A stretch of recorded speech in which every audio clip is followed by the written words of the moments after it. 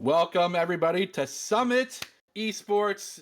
Tonight, we have a fantastic matchup. Summit's inaugural matchup in the competitive scene. We have Summit Esports' own team facing off against the Nameless Obsidian in Metashift League, Xenon Division. And of course, I am Baratel. I will be your host tonight, but I could only be ever joined by the even ever so more lovely Glovely. Glovely, how you doing tonight? I'm having a wonderful time, and I'm really excited to see these teams clash for the first time. This is going to be Summit Mhm. Esports' first foray into taking on other esports groups. So I'm really excited to see what our team has to offer and what sort of stuff we're going to be fielding this week. Yeah, and speaking of offering, we already have access to the draft. Due to, of course, to some spectator things, we found a loophole because our production here at Summit Esports is awesome. So let's go ahead and pull up the draft. And as we take a quick snapshot, any standouts to you? Me personally, I'm seeing the Hui, and I have no Hui how to play that champion. I actually seem to be experiencing a technical issue and don't have access to the screen. That is So this okay. I'll So send I'm you going to it. talk all about it as soon as we get into game because I know we don't have a ton of time to be talking about the draft. Fair enough. We can go ahead and throw it to game. I already have the draft up. You can see here we drafted an early Morgana MF combo for some esports bot lane. The Var's first pick, a pretty interesting one with a Nico Zac to follow suit for that blue side pick phase. Hui there again, the There we kind of go. highlighted champ in question here. Graves, Nautilus, they've been in cinematics before. Set, Jarvan, I think they're in cinematics, but it doesn't matter. It's going to be an exciting match, and we cannot wait to present it to you. Production, if you will, bring us the game. All right, I finally have access to the draft page and I can see just looking at these teams, we have a huge team fight composition coming up for Boise State. Not a big surprise. You know how much we love to fight around our objectives. Over on the other side, though, our opponents for this week have decided to draft much more of a pick composition. Looking at those champions, these are the kind of champions that want to pick you out. That does favor Boise State in terms of Goblin just the gets flashed on competition. Nautilus, auto attack, gonna get the stun here, but the rest of the damage is not there to follow suit. He does have 50% HP, pops the W, level up to the maximum movement speed, but the dredge line will be hook line, and Stinker, first blood, going over to Obsidian. An unfortunate catch, but a great call there by Obsidian to sneak around for the inside. They do manage to catch Rob out. Nautilus is a champion that you really can't challenge in the early stages of the game because of all the crowd control that he brings in his kit just off the base. Unless you're going to pull like a Blitzcrank or a Braum, probably not going to be too much contest. My sincerest apologies. Called out the W strut level up. I think it was actually the Ghost Beam pop that gave Goblin that movement speed. So not only a death, but a crucial summoner spell against, as you mentioned, the very prominent CC man himself. There he is, Nautilus. Wow. Things are going to slow down here as we start getting into game. Or Oh, never then another hook mind. onto the Morgana this time. Trying to get some summoners. Ignite, push down. That's 25% HP for Alturas, but he will limp away. Flaps his little broken angel wings to safety. But wow, an aggressive bot lane both in the roam as well in the 2v2. Alrighty, we can see the pressure starting to mount here. Alturas at half health, forced to pop one potion to stay alive. And we see he's already looking for the next Another hook. hook. MF going to be the target. Going to keep switching through. Vars just plinking damage into Summit's bot lane, just rendering their health bars just a flashing red. And suitfully so. I mean, this is an aggressive bot lane, as we can see. Morgana and the Misfortune, a pretty dangerous combo, but you got to land that CC, and without that setup, it's a little tough. It is still in the early stages of the game, and because they are currently pressuring towards the back, Nautilus is going to have less and less room to work with these hooks. Whoa, actually a lot of damage coming out of the Zac in the top lane. Dang. Able to stack the Grasp of the Undying proc, as well as the Blob pickups. Just a very healthy trade for Zac in the top lane. You know, you don't see it too often, just because it's a pretty skill-intensive pick, I would say, to some extent. You know, learning your limits and blob manipulation. But, I mean, when you're proficient at it, and you can tell, no skin Zac, that's a scary Zac to me. I mean, I prefer the pool party one myself. Same, Looks like we're getting another 100%. trade here. Goblin going to take a huge chunk of damage as he's walking out under the tower. They're just going to have to back away here, concede a little bit of ground. You have to be careful with that Nautilus in the area. Both junglers are down here too, but it looks like Blender is going to have the lead on that. Thunder able to find a good angle here for the blue sneak and just hovering up on lane. Nice flash from DV for VP up in the top lane. Surely the Zach amorphous, what is the acronym? Anyway, he's up here ready for combat, getting smaller by the second, getting punched to dazes, gets the stretching strikes for the punch, and he does not have cell division. That is another kill and a solo bolo in the top lane. That is the Zonite. Wait a second, but payback is here. Morn, the prince himself, trying to find an angle, gets the E out of the way from the Zac, trying to step on these blobs as much as they can. The damage is going to be left and right. Demacia strike in the top lane, in the bot lane. It's going to be a sure hook line and another sinker for this Nameless. He is just fishing right now. Oh my goodness. Oh, they gave the kill to, okay, they gave the equalizing kill to Set. Good move there in the top lane as an answer. I agree. Definitely trying to get your top laner back into the game, especially with all of the healing that Zac is doing. Like, played correctly, as Zac can heal more than almost any other champion. Stomp. Great respond to that. It left goes for the W, but here comes Graves up into the top lane. Smoke screen's going to be devastating. Jarvan on the rotation. Morn trying to get there as soon as they actually can. DV for PP tries to break line of sight, but he gets blinded himself. Jarvan just on the reset because DV for PP walks out safely. Alterus in the bot lane now with the fancy feet. Confidently making sure they can't base with a good timer, trying to deny this base if they can. Don't find the W. There they go. They do deny Varus's base. Binding used up there. Looks like the cooldowns are now going to come off. You have to watch on that Black Shield. It doesn't nullify Nautilus's entire kit. However, when you do enough magic damage, like a Varus, or just the entirety of Nautilus's kit, you can sometimes chew through that. Okay, he took the hook, making sure that he uses the ability, and then absorbs the auto attack root. Not a lot of lethal damage coming up from the Varus just yet, and we see a Hail of Blades build, so, I mean, based off of how they've played the lane so far, it makes sense. They're trying to get these real quick burst timers out, see if it continues to be proficient for them. It looks like both Goblin and Alterus are now punching back. Really aggressive early trades. You do have to be careful here, though. You're giving Nautilus more room to work with. You do still get to harass people with the Morgana. The long range, the Tormented Soil can be so annoying to deal with on your health bar. Looking already, see Void Grubs could be picked up by blue side, so Obsidian going to be happy to have that for themselves. It looks like bot lane is going to go ahead and back off for Boise State. Yeah, maybe a good reset timer. Summit Esports is a great... Hard in Summit Esports. I cast way too long for Boise State. Summit Esports. You and I have casted plenty of those games, but regardless, we're here for Summit Esports, and flashbacks. They are doing what they can to try and equalize and minimize the deficit from getting too much larger, and they've done a pretty considerable job at it. The Grubs will have to see whether or not they are able to gain those plate sway. Pretty interesting champion. I mean, I have reserved feelings playing Dota 2.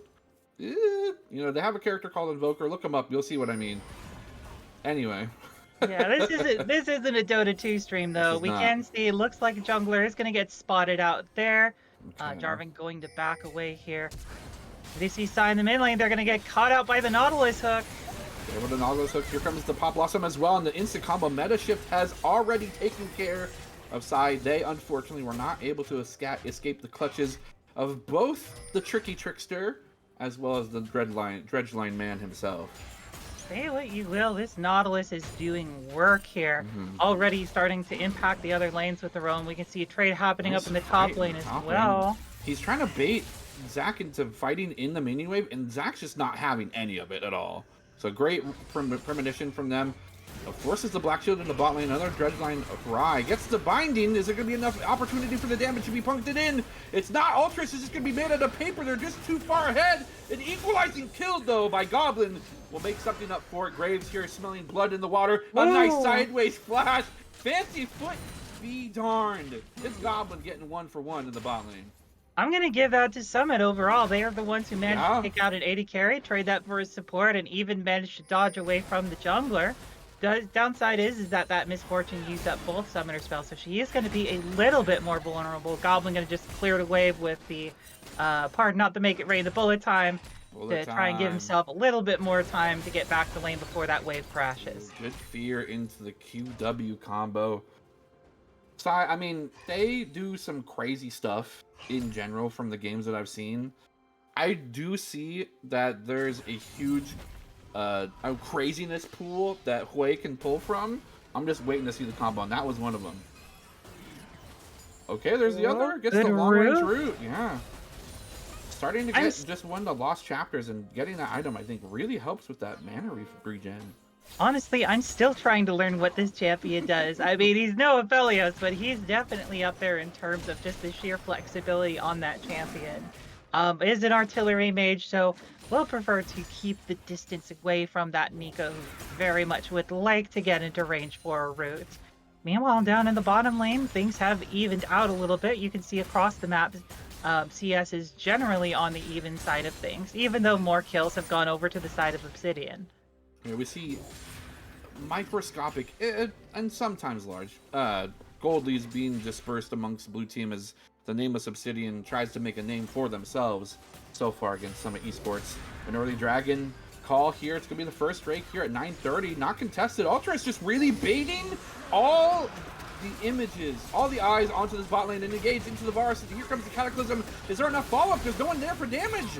Altruis wasn't there. It's going to be enough damage. No, unfortunately, Jarvan just gets melted down. They didn't have the MFO, and unfortunately, Morgana was not there in range either. Little bit of a communication error there. Otherwise, would have been a great Cataclysm, but unfortunately not able to follow up. Sacrifice the Jarvan for that. They do manage to pick up the dragon. Unfortunately, don't walk away with a perfect play, but hey, that dragon is an Ocean Drake, and that's going to help them significantly with the aggression that they've been facing so far this game. Yeah, if you ask me as a jungler, is it worth dying for Drake? It's like 9 times out of 10 worth it, unless Baron's then up. If Baron's up and it's like Drake 2, I don't know what I'm doing. Engage here in the mid lane, not even really needing the ulti, but Blunder will just capitalize on making sure they get the gold. Sorry, Nico, you're playing supportive mage mid lane, and that's engage why they again call in the bottom it lane. The Pop Blossom. Pop, you're gone. Nice Pop arrows.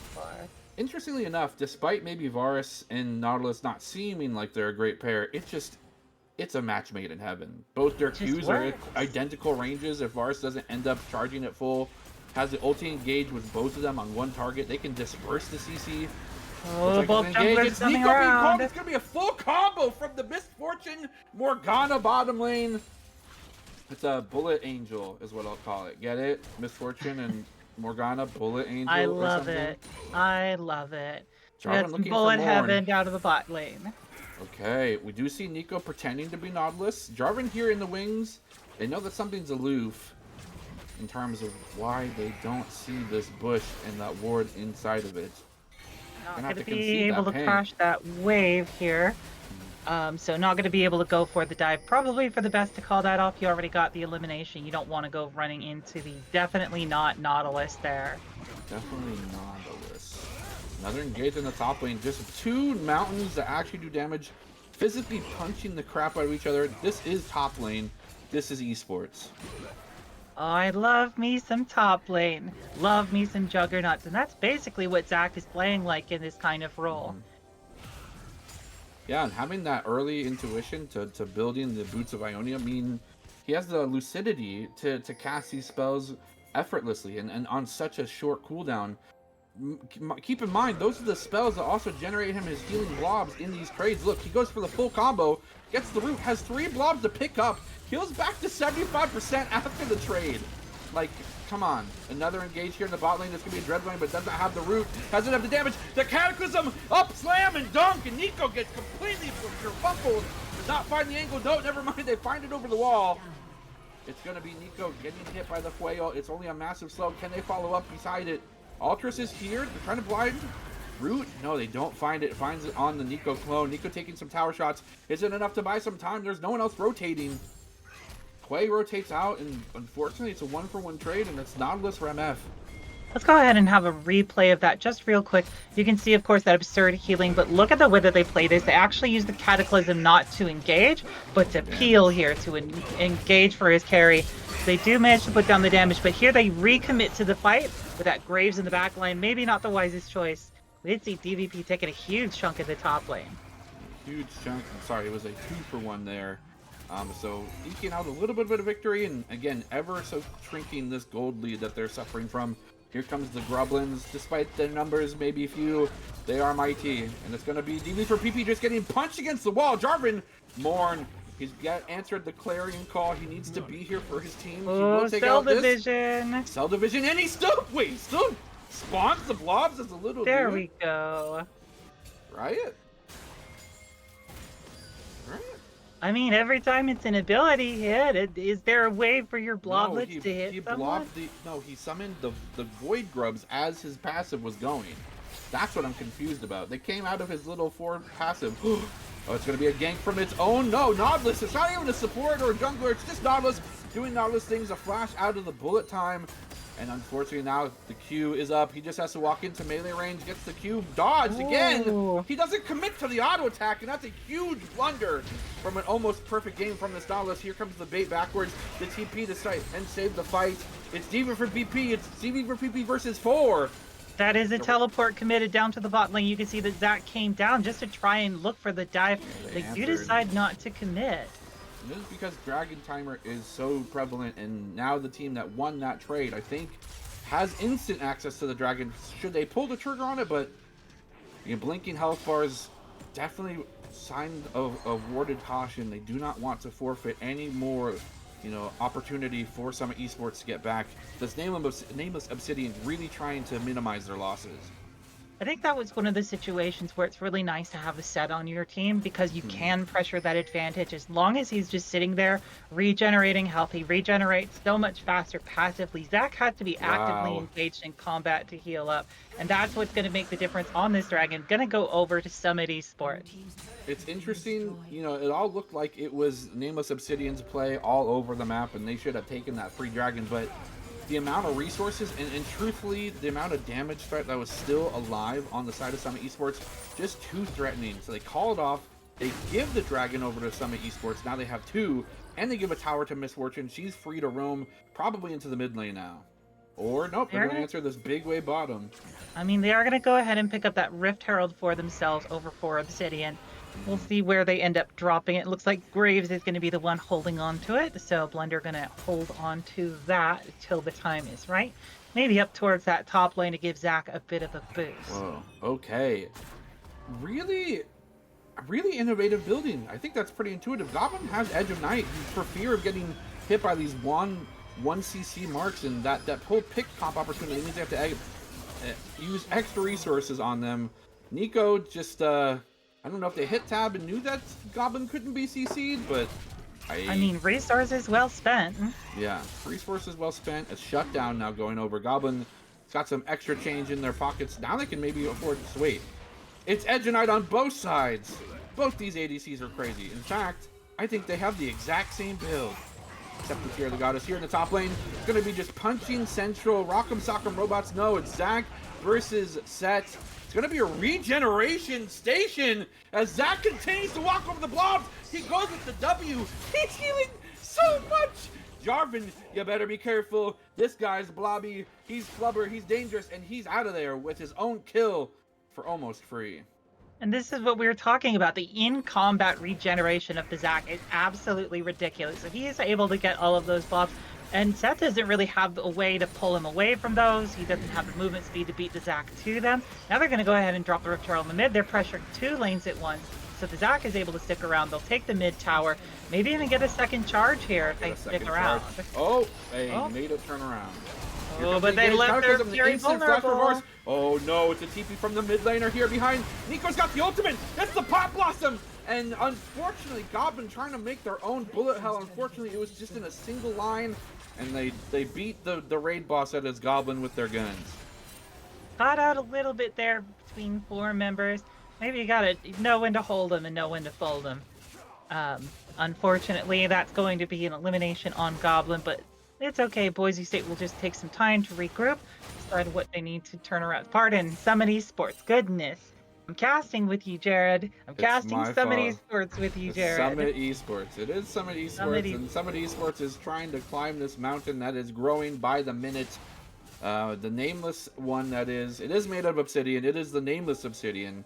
And for those just joining, welcome again. This is Summit Esports up against them in the Metashift League. We are in the Xenon division, and this is game 1. As you can clearly see, it's a kind of a a nail biter, really. I mean, it could go either way. We see plays on both sides. Obviously, a little bit more plays on the Nameless Obsidian side right now, but you know, that dragon counter, once you get that soul, it could be the game changer. Yeah, we do have the option for soul point on the next dragon. Looks like it is going to be a little while before that comes up. But in the meantime, the teams don't really have any objectives to fight for. It's all about just controlling space, taking towers, setting up for the next one. Because And this that's is going to be the next dangerous. major objective. Yeah, absolutely. It's dangerous for, I think, the way that these lanes are being pushed out. But, I mean, Oh, intelligently no. so, here comes the pick onto the big carry of Summit Esports. Unfortunately, he's going to run away. They are going to run away. Zai, unfortunately, will fall here. Up in the top lane, DB for PP continues to get blobbed on, knocks him into the wall, but it's just to get himself closer to the tower. Is it all for naught? Stretching Strike's not there yet. He does just not have the regen to deal with the Zach. Zach's going to dive under tower. He's got 300 health. He's going to be baited under tower. Morn trying to get the EQ combo, does not have it. Only finds the slow with the W. Cataclysm not up, not wanting to be used yet. They're just going to punch down. This Zach actually has the damage to do so. Jarvan have that passive, the Demacian standard combo, just so much extra damage on maximum HP, so that could have been the winning edge, and unfortunately for DB for PP, he does not have that passive. He's got to figure out a way to stop this 1v1 from going the way of Zach on repeat. He did go ahead and finally pick himself up some grievous wounds. You can see that he's got the Executioner's Calling now in his inventory, so that is going to help a little bit against the Zach. Personally, I prefer this because it's the more aggressive choice. I suppose you could also go for a Thornmail, but there's not really a magic resistance equivalent of that, and that's what you need to really fight a Zach. Ooh, really good great catch. flanking TP, tries to find the engage, gets the flash from Nautilus, does have Hex Flash, so it's not the biggest detriment, but I guess taking a flash off of Nautilus means he does not have that in combat summoner spell. Another Right TP, this one's from Zach. They see it, they know it's here, they're gonna collapse on him! Is it enough? They don't have the damage, he's gonna just flop himself over to the other side of that wall. Nautilus taking the full clip. And Misfortune continues to pop off. Zach gonna be the target of the next series of damage from Summit Esports. Every time this dragon is up, they fight with their heart. They may be making some mistakes across the map, but DV for PP goes huge mode, and the Cataclysm to boot. There's no follow-up for damage just yet, but just get your carries in the way. Goblin is sprinting on their little tootsies, and they will find a shutdown, and they will send the Nameless Obsidian. Who are they? We don't know, because Summit Esports is here. The Nameless Obsidian are playing this pick game, and they played it so well in the early stages of the game, but Boise State is parted. Summit Esports, gosh darn it, Goblin is an 80 carry and use a caster. It's like the old days. Summit Esports is showing us exactly how you team fight around these objectives. You eliminate both tanks, and what do you do? Except now they're overcommitting. Oh my god, Metashift finds a fantastic flank. Finds the blast cone over the wall, finds the ultimate as well. Can they salvage this? There's still some crucial members for Summit Esports alive. You have Sai. They are going big. They are going double kill. They're getting engaged on by Zach. Is the rest of the team there? No, they say. Sorry. Not going to be happening this time. Looks like they're going to go ahead and back away from the Baron. Baron dance complete. Sometimes you got to know.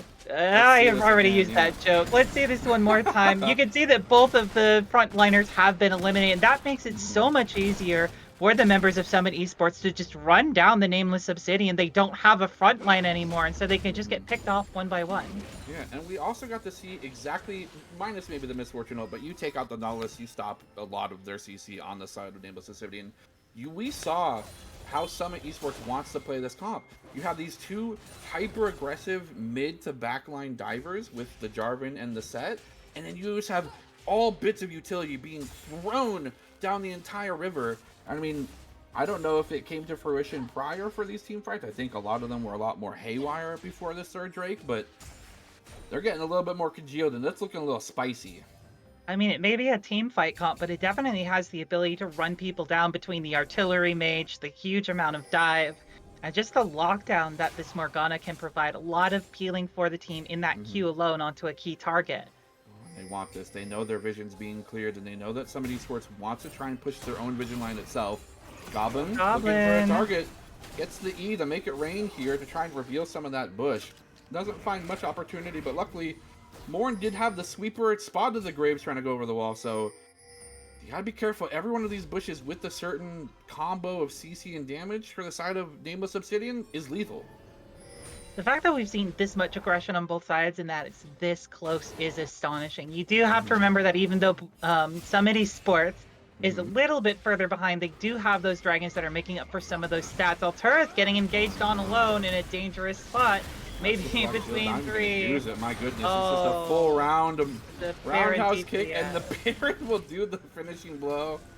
Morgana, I mean, Morgana helps, right? Black Shield down, but I don't know if it's enough of a deterrent to make the Nameless Obsidian confident in pulling for Dragon there.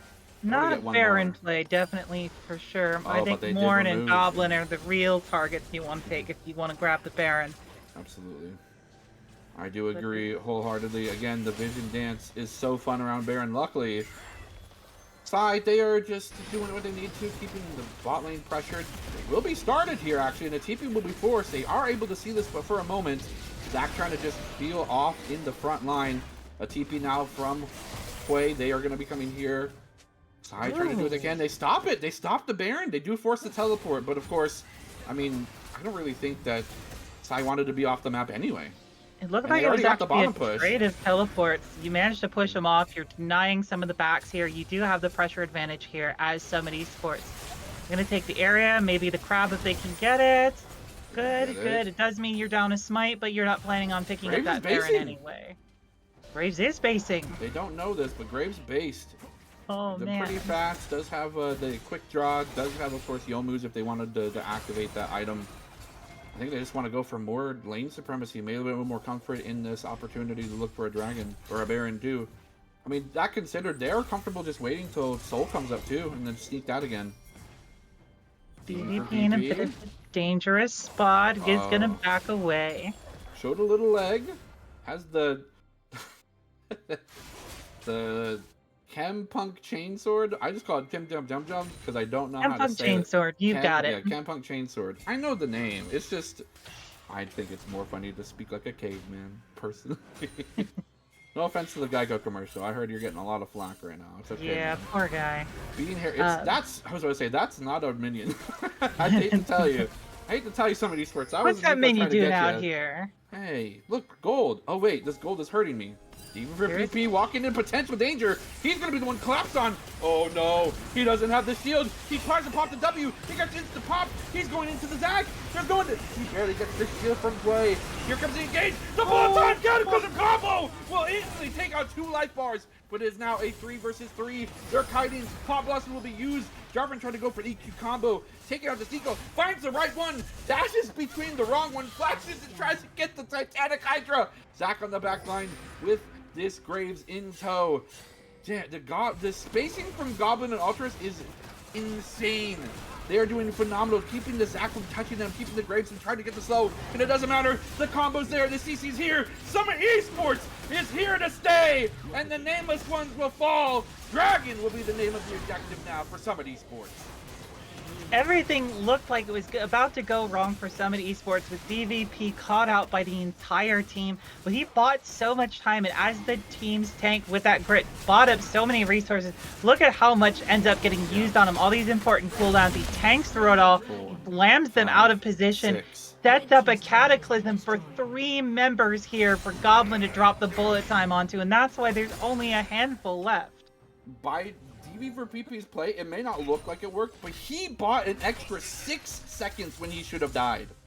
Just by his W and positioning with his ulti alone. Insane. And that 6 seconds was all they needed to set up the Cataclysm bullet time combo. Just wait, he's getting tankier too. Vision will now be denied. Baron on the map.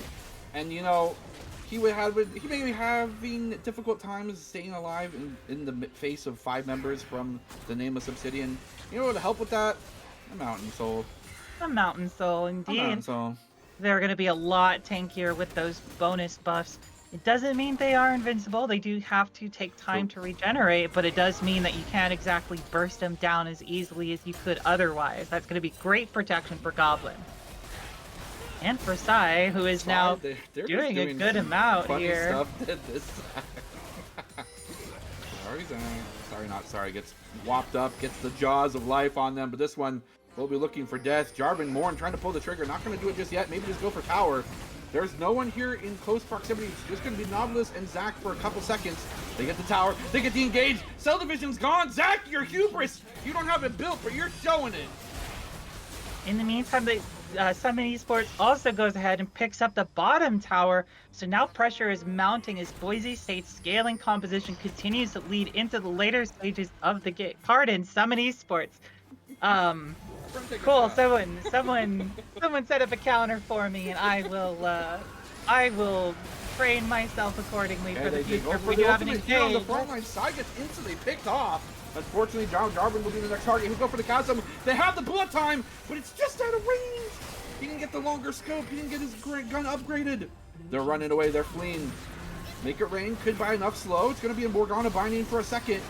Ultras diving in, trying to go for the ultimate. The Soul Shackle will get no stuns, unfortunately. But all the while, they pulled for the play. They stopped the bases, and an inhibitor will be their prize. Is it worth the Baron trade? We'll have to see. It is still Goblin. They're going to send Zach back, so Okay. DVP is going to have someone to deal with Goblin in the meanwhile. 1 against 3 with the Baron, maybe 2 versus 3 if you count the Baron, because that's a lot of damage. He needs your energy. Give it to him now. The minions are chasing him down. He's actually stopping the Baron. He stopped it. As one person. And he's stopping the backs too, which means DVP is free to fight 1v1. He is unfortunately going to go down. Hey. At this point, I feel like Goblin, maybe you're biting off a little more than you can do, buddy. There might be a little bit too much. Wait, he takes one with him. Gosh. He takes him with him, and on the back gun, they actually get side TP'd the top lane that whole time. Makes it a 2 for 2 across the map. That means a no Baron again can be looked by the Nameless Obsidian. Overall, the long-range poke! Another stop by side. Everyone just popping off in their own subtle ways. Summon Esports making just tiny little aggressions that go a long way. If you can't get back to your base, then DVP is going to take up as much of it as he can. We've seen just how long this character can survive under this kind of pressure. Now that he's got some health under him, he does have that steric gauge. That's going to last him a lot longer in these combats, and that item has been significantly buffed from last season. Where are the Kanic Rookerins, huh? Tier 2 tower, a small consolation, but one that opens up huge opportunities for the map. And now it's time for Summon Esports to take their prize. Will they be able to run away with it? They do. Sai using the movement speed buff from this Hui's interesting kit. Zach looking for an opportunity. He has an angle. They see that he warded. He's going to go for Sai. Nice flash.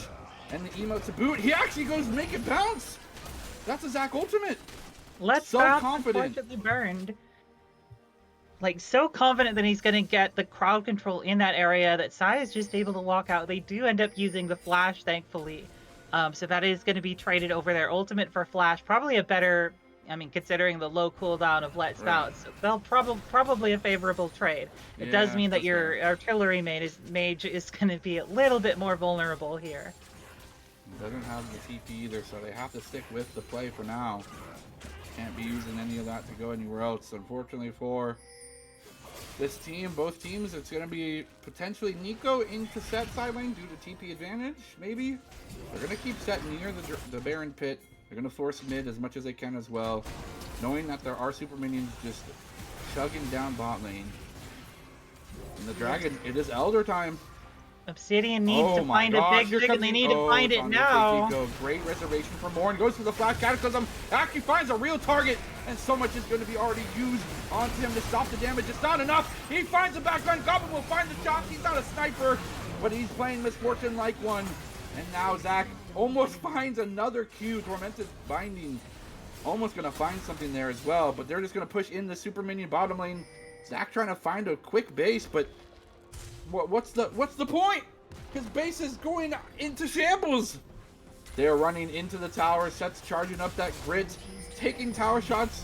I don't really care about towers. It was a Nico the whole time. He gets the full shield. He gets the knockback. He takes out the clone outside of the range of anyone, but it doesn't matter. There's no way to stop Summit Esports. They're going to take it, and they're going to damn themselves. They may have lost early game, but they win game 1 against Nameless Obsidian. I just want to point out that was a fantastic final fight. Specifically, the trigger finger on Summon Esports bot laner Goblin. The fact yes, he went ahead and just spent the bullet time earlier, but then if you pay attention to a replay, you can watch him slowly watching, waiting patiently for his moment to pop in and Hmm. burst 2 health bars down. There's no more coming back from that. Yeah, it's tough, and at a certain point, the advantage was for a long time. It looked like Nameless Obsidian had a few great moves, but to be honest, when it came down to it, they weren't able to define picks anymore. Summit Esports was grouping as 4 as 5, and were really concerted towards saving anyone who could be picked. We saw in that bottom lane fight where DVVP lived for that additional 6 seconds. That was their moment. That's what their comps for, and they still couldn't kill the guy before the team fight team showed up. And that's one of those things that I think favors the team fight. There's sort of this it's almost like a triangle of advantage. Hmm. Any Fire Emblem fans out there will know what I'm thinking about right now. But in this case, you have this pick composition. Pick compositions are really great when you're trying to do a split push because you Hmm. can pick a target off. When you're going into a team fight and the opposing team is all grouped up together, they're all protecting each other, you're not going to find a pick. You're going to have a much harder time getting to that backline. And the fact that they had built so many defensive tools to protect the backline, the Edge Hmm. of Night, the Kane's Rooker, and stuff like that, and the Black Shield on top of that, it's so hard to get to the back of that backline to pick up the targets that you need because the Hmm. Misfortune and the Hui are so well protected. Yeah, and truth be told as well, unfortunately, while Zach does have a lot of regeneration, this kid doesn't really make him that tanky, really. He just has a bunch of health. He can build resistances, sure, but he doesn't have like a shield. He doesn't have damage reduction. He doesn't have like any immunity or any way to keep himself or his team alive more than just going in. And that is potentially the shortcoming and the main difference maker we saw again, just by sheer comparison. At the second half of the game, Set was running the show. Zach was unfortunately just a bunch of blobs. We are going to go ahead and go to a break here shortly, and we will be returning for game two with me Mm-hmm. and Baratel. Happy to Hi. be here.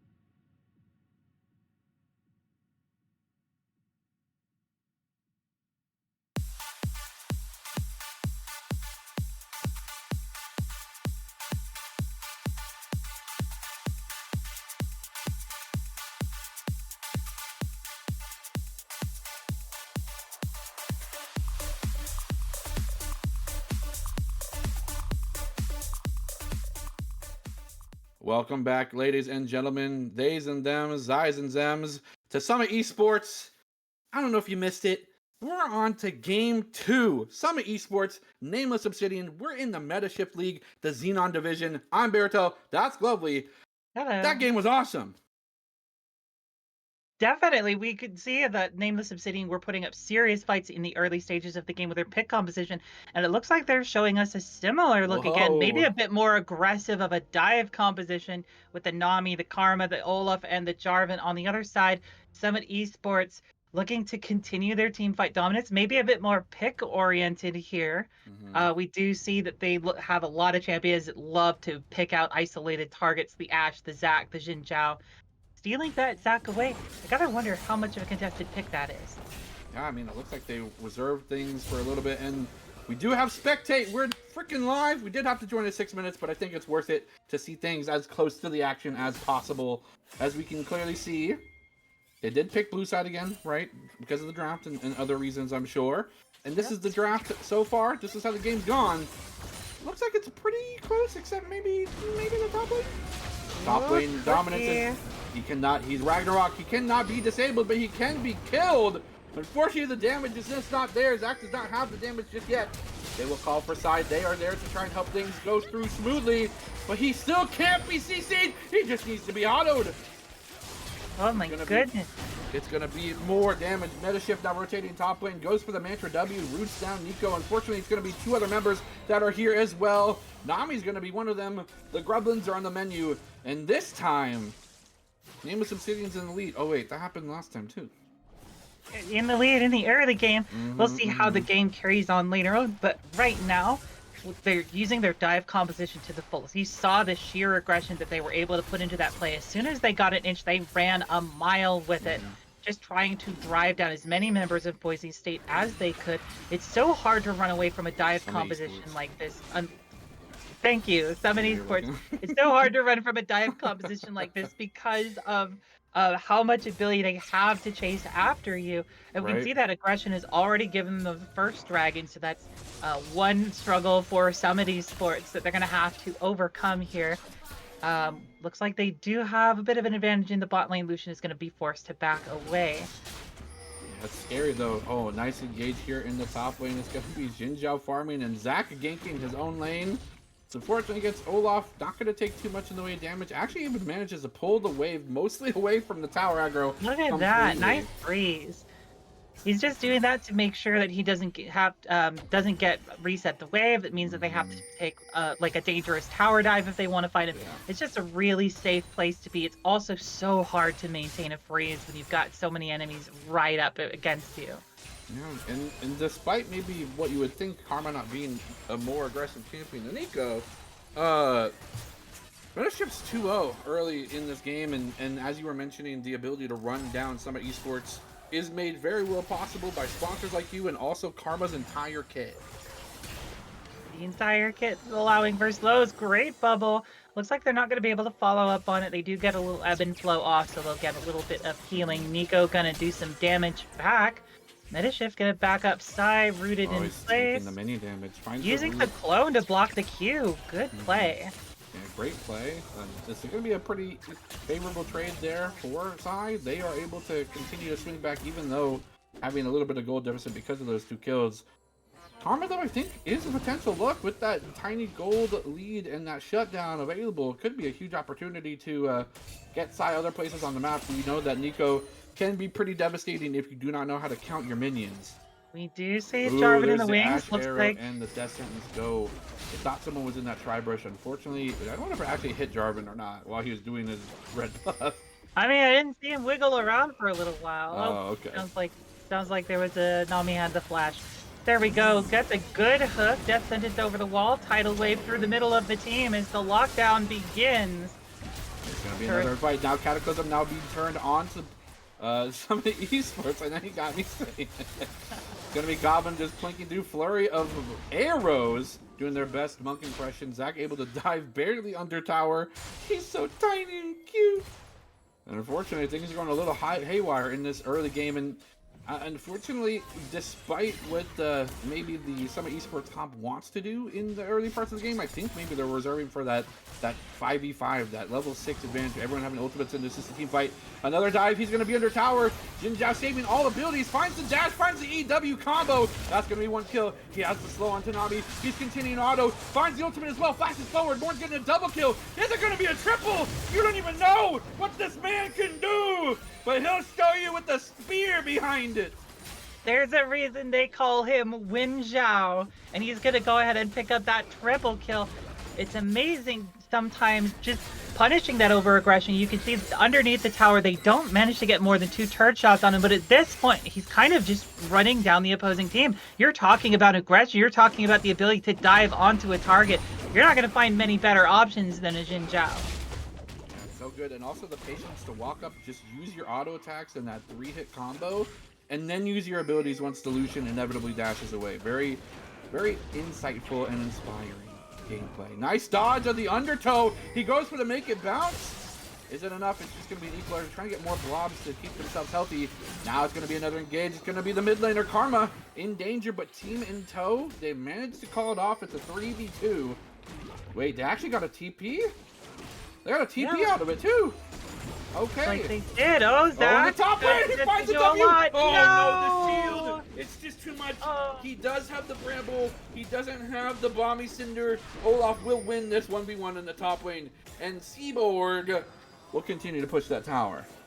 Very close fight there. That shield going to save Olaf just barely. Look at this angle. More looking for a pick. He misses. He actually finds a W. Goes over the wall. Gives the backline access. Nami just gets completely obliterated.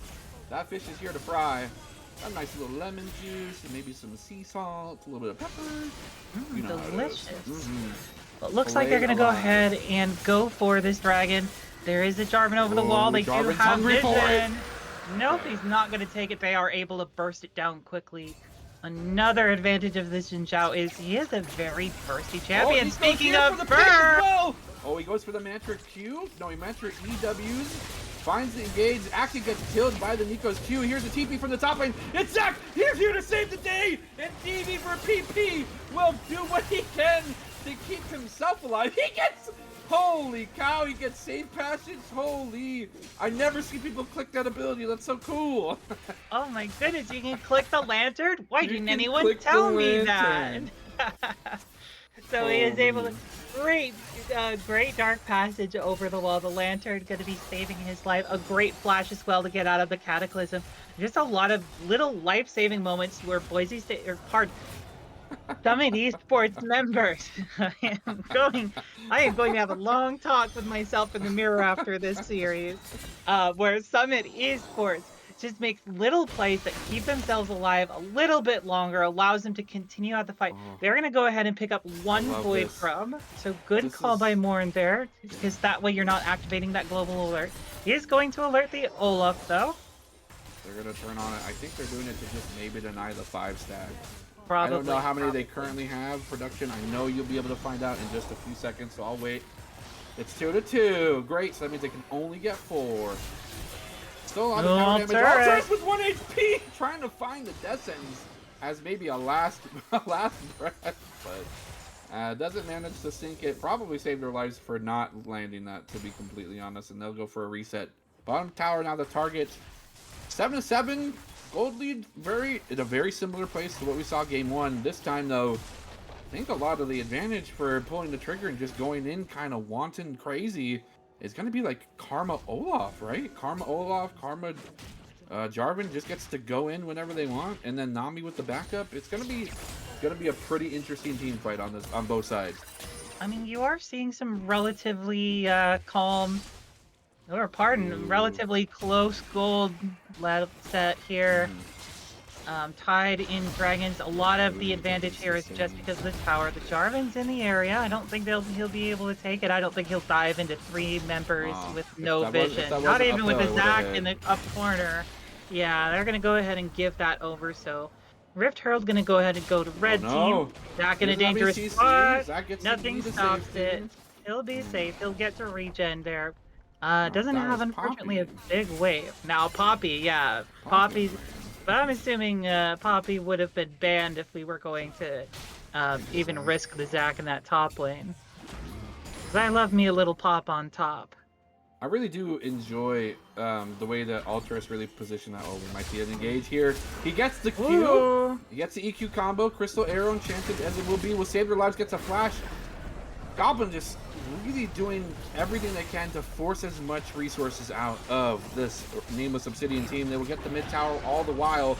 Grublins as well as Shelly. It's charging in. It's Nico. Will they be safe on this bounce back? They are. They're going to dash forward with the rocket belt. Find the full combo. They don't go for the ultimate. They're going to keep themselves safe until the engage was there. Great reservation on this Summit Esports team. Oh, but they're going to find another one to play combo backwards. He does not find the death sentence. Metashift will get themselves safely into the line of sight into that bush. Fog of War. It's going to be Olaf diving in the top lane. He is unstoppable. Truly, he literally can't be stopped right now.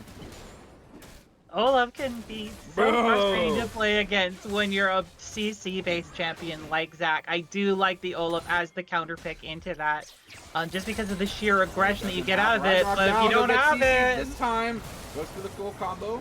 Can't let him auto attack. You got to keep out of melee range as much as you can, and it doesn't matter. A huge shutdown for Psy, and this time they're opening up the backpack for their team along with the Morn Ashe combo. Although, I mean, no discredit to anyone who plays Ashe. Like, you can max Q, but come on. Do you really? Tell me you don't max W for. Tell me only real true Ashe mains max E, okay? There we go. You max W first, okay? You always gotta max W first, just because of the poke damage that you get in the early game, but your late game ability is your Q, right? Your late game ability is you press R to start a fight, and then you try to get to your Q as fast as possible. That's all your W is for. Oh, my pixels are so bad I can't read this chat, but I wish I could.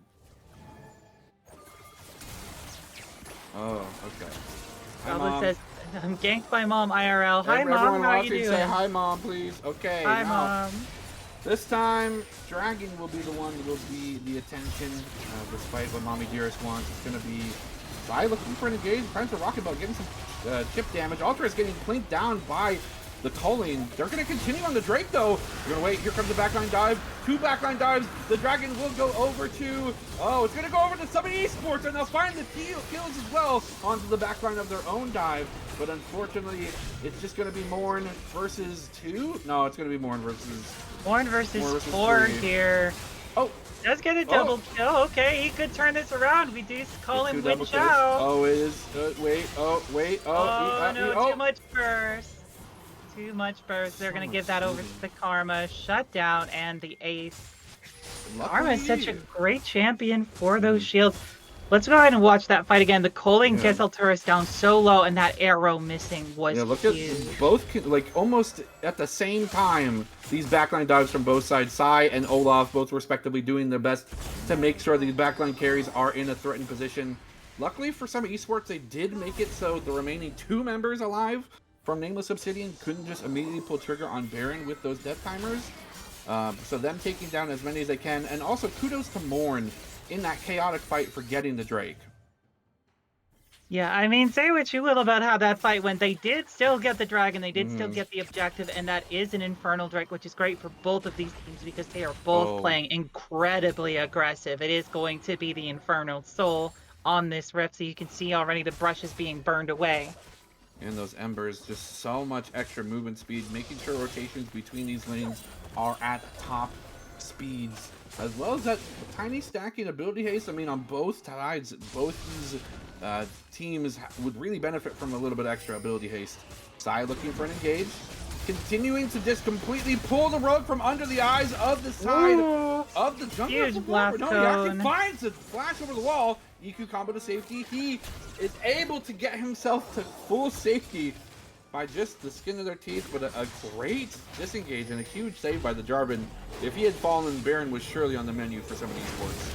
I gotta say that blast cone is probably what saved him, pushing the entire team fight in opposite directions. Watch this blast cone here in the center of the play.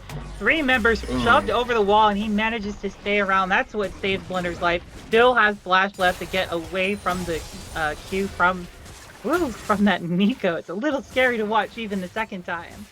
Yeah, it gives you shivers. And Although they are starting to get some items on their belt, is it enough to freeze them in their tracks? We still continue to see, despite everything that some esports is doing right, see if they Oh, can count the sneaky, minions. sneaky. Oh, you're attacking too fast to be a minion. Oh, that's not mini movement. The jig is up! That's Here's gonna what you give it do. away. It was You a actually good try. pretend to be Ashe and then be dived on purpose and then ulti as a response, no? Yeah, I mean, I don't see why not. Looks like it is going to be Sai They sitting are on a outside board, of but the they don't vision know it. It's range. outside of vision. They can only see Ultras, but only for a moment. They are able to get some poke. Oh, Zach The finds Horizon the focus. dive. And an engage on the back line. It's going to be the 5v5 we've all been waiting for. This time the calling end of Navi Wave will be huge. Half the health bars from all of Summit members, except maybe 2, are blinking. And they are going to scurry away. They'll take their prizes, but all the while, Olaf is collecting his goodies in the bottom lane, plundering a tower. And Summit Esports not even being allowed to base. They might be collapsed upon. They're going to be split up across the map. They This do is so get scary. They one. find the CC. They find the hook. Death sentence will be a life sentence for DV for VP. Goblin's here to try and make something with the play as well. Size on the other side. He's in the bear. They're in the Baron's pit. Trying to do as much damage as they can. They do finally get Bunny, but Goblin will be the trade offer. They finally get as well Metashift. The death sentence will be huge, but oh my god! That damage with the Maligma is too much! Finds the double mantra Qs for supremacy in the 1v2 side. They are trying to find whatever they can to make this play worth it, but unfortunately they are left wanting for the results, and the spoils of war goes to Olaf and the team of Nameless Obsidian, winning that fight and stopping the Baron. Just keep an eye. Look at how those damage dealers. Watch Sai comes up around in the background, but it's just not enough. This Karma deals so much damage. The double Q. And the other one. Oh my goodness. And look at how quickly. I mean, when you hit both targets with the empowered Q, you're getting so many of your stacks back. Gonna get that empowered Q back up again. And then the Malignants as well, just doing so much extra damage and removing most of your defenses while you're getting ticked down by it. Well, you know, those multiple instances of it will really chip down your defenses. I do have to commend, you know, despite the way that the last game went, they do look very confident on the side of Nameless Obsidian. They're fighting as much as they did last time. This time it's Olaf versus 1. They will absorb the arrow. Oh my gosh, side, they are going to pop off and pop Blossom, summon to an early gray screen. Dragon is up here, and it is going to be the target for Summit Esports. They find the hook. He's not immune to CC this time, but you're not immune to damage, Alterus. What are you doing? DV4PP will do your own impression of the same dive. A miscommunication we've seen in this tri-brush before. Look, go Cattywampus even further. Side will be the angle. It's going to be engaged from Morn. A flash here from the Cataclysm will be huge. Goblin popping off. He just needs space. He's just right-clicking, and he will do it. But this time, there's remaining forces alive. It's just going to be Morn versus 2. It's an Olaf running at you. Ragnarok, Undertow, Vintage Strikes. Undertow. And wow, yeah. Nameless Obsidian. Nameless Obsidian wins the fight. And the dragon as well. Yeah, unfortunately, you can see some of esports actually get split up here. There's too much aggression onto this Olaf who has so much survivability. Look at how much he baits out. He just completely eliminates Alterus. Now their main tank is surrounded by 5 members.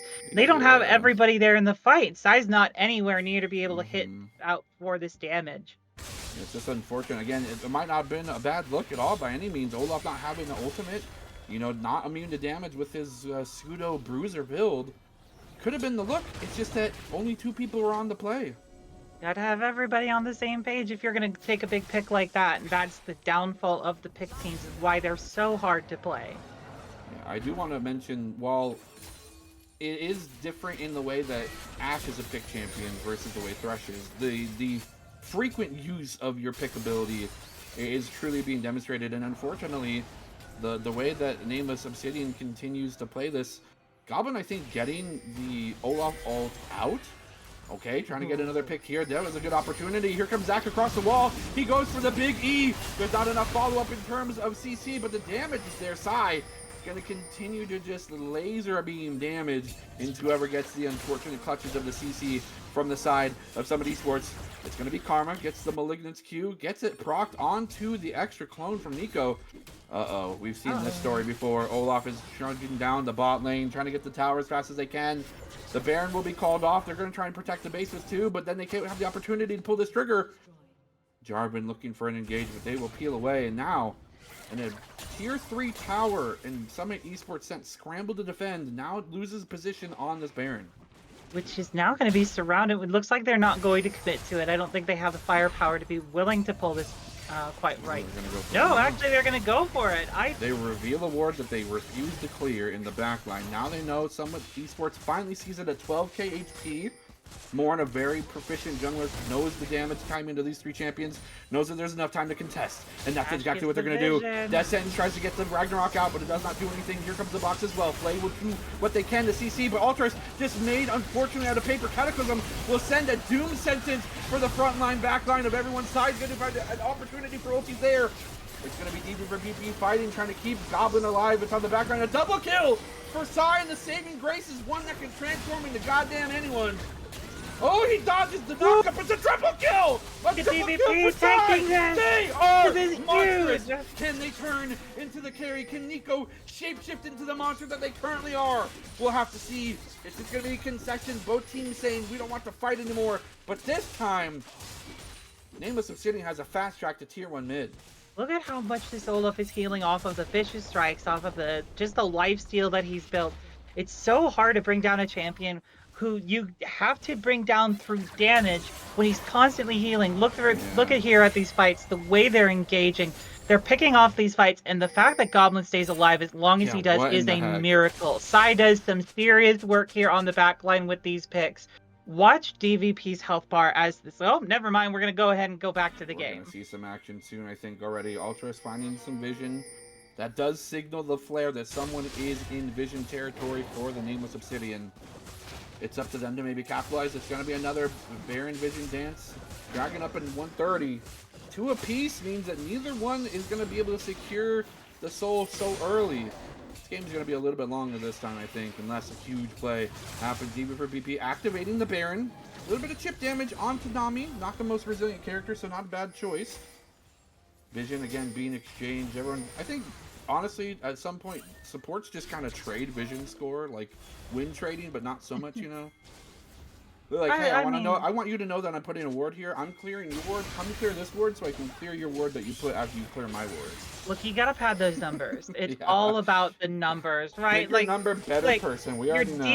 Your DPS has their KDA. Your support player has their vision score, and if your support player's vision score is not the highest in the game, you feel bad. Were you even playing support, really? Like at that point? Look, if I can have 40 assists or a ward score of 10 higher than my opponent, I'm gonna pick the ward score every single time. Even just one ward score more is enough. Just one ward, because then you won. You won as a support. And Vision wins wars, I've heard. Yeah. Unfortunately, this war's at a bit of a stalemate. I think Dragon may be the actual next objective that they both feel comfortable fighting over. I think the influence that Baron can have on a map is just too scary for both teams. They both feel like they're in the driver's seat, but not comfortably enough to forfeit a Baron. So they don't want to even try, which I think is wise. They do have DVP. If you don't want to go for the risky play, don't, you know? They do have DVP up in the top lane, but he does have that teleport, so he'll be free. Got a chunk out of the tower. Zac, not exactly the kind of champion that you used to split. Looks like Zac. Goblin gets the dark passage to safety. Thank gosh for Thresh. And thank gosh you know how to click the lantern. My heart. And then again, Olaf, they're just gonna go in. It's just too much damage, even from just the Nami Karma combo. Tidal wave. Goblin sitting stalwart under tower. Doesn't even have to move to dodge it. Now poke here. Jarvan under tower. Gets stunned. Takes a few tower shots they're going to be engaged on. In the backline is going to be the ADC. I don't know how the hell he got there. But Lucian, you're on the wrong side of the map, buddy. Zac going in, DB for BP trying to be the engaged. The secondary one, a fantastic bubble will snuff the life from Boise. Oh gosh, Summit Esports, you made me do it. We're all doomed and everyone's dying. What's going on? DB for BP still alive. Gets the longest stretching strikes I've possibly ever seen. And ease to safety. Comfortable on the champion. Although the score doesn't really show it. He's definitely doing what he can on the Zac Blob, man. Whew. Alright.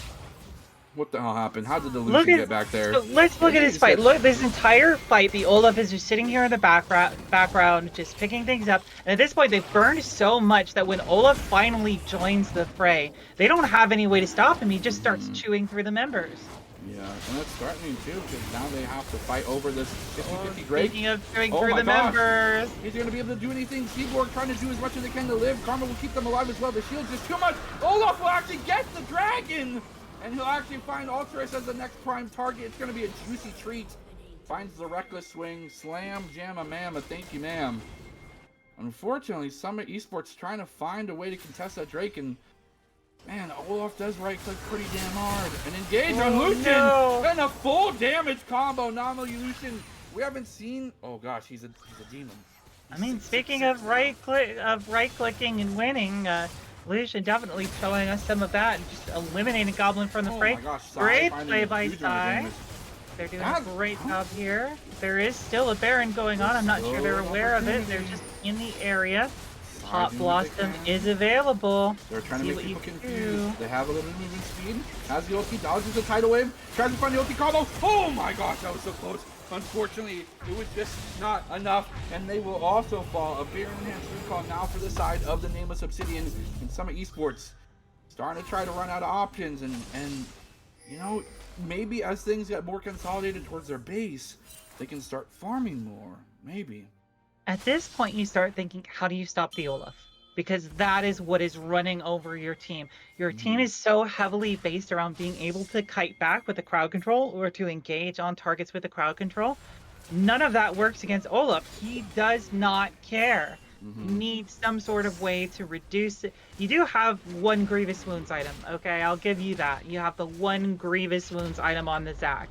But other than that, what do you have to stop him? And the Thresh, but I mean, Thresh is being saved for last on purpose, I think, for that very reason.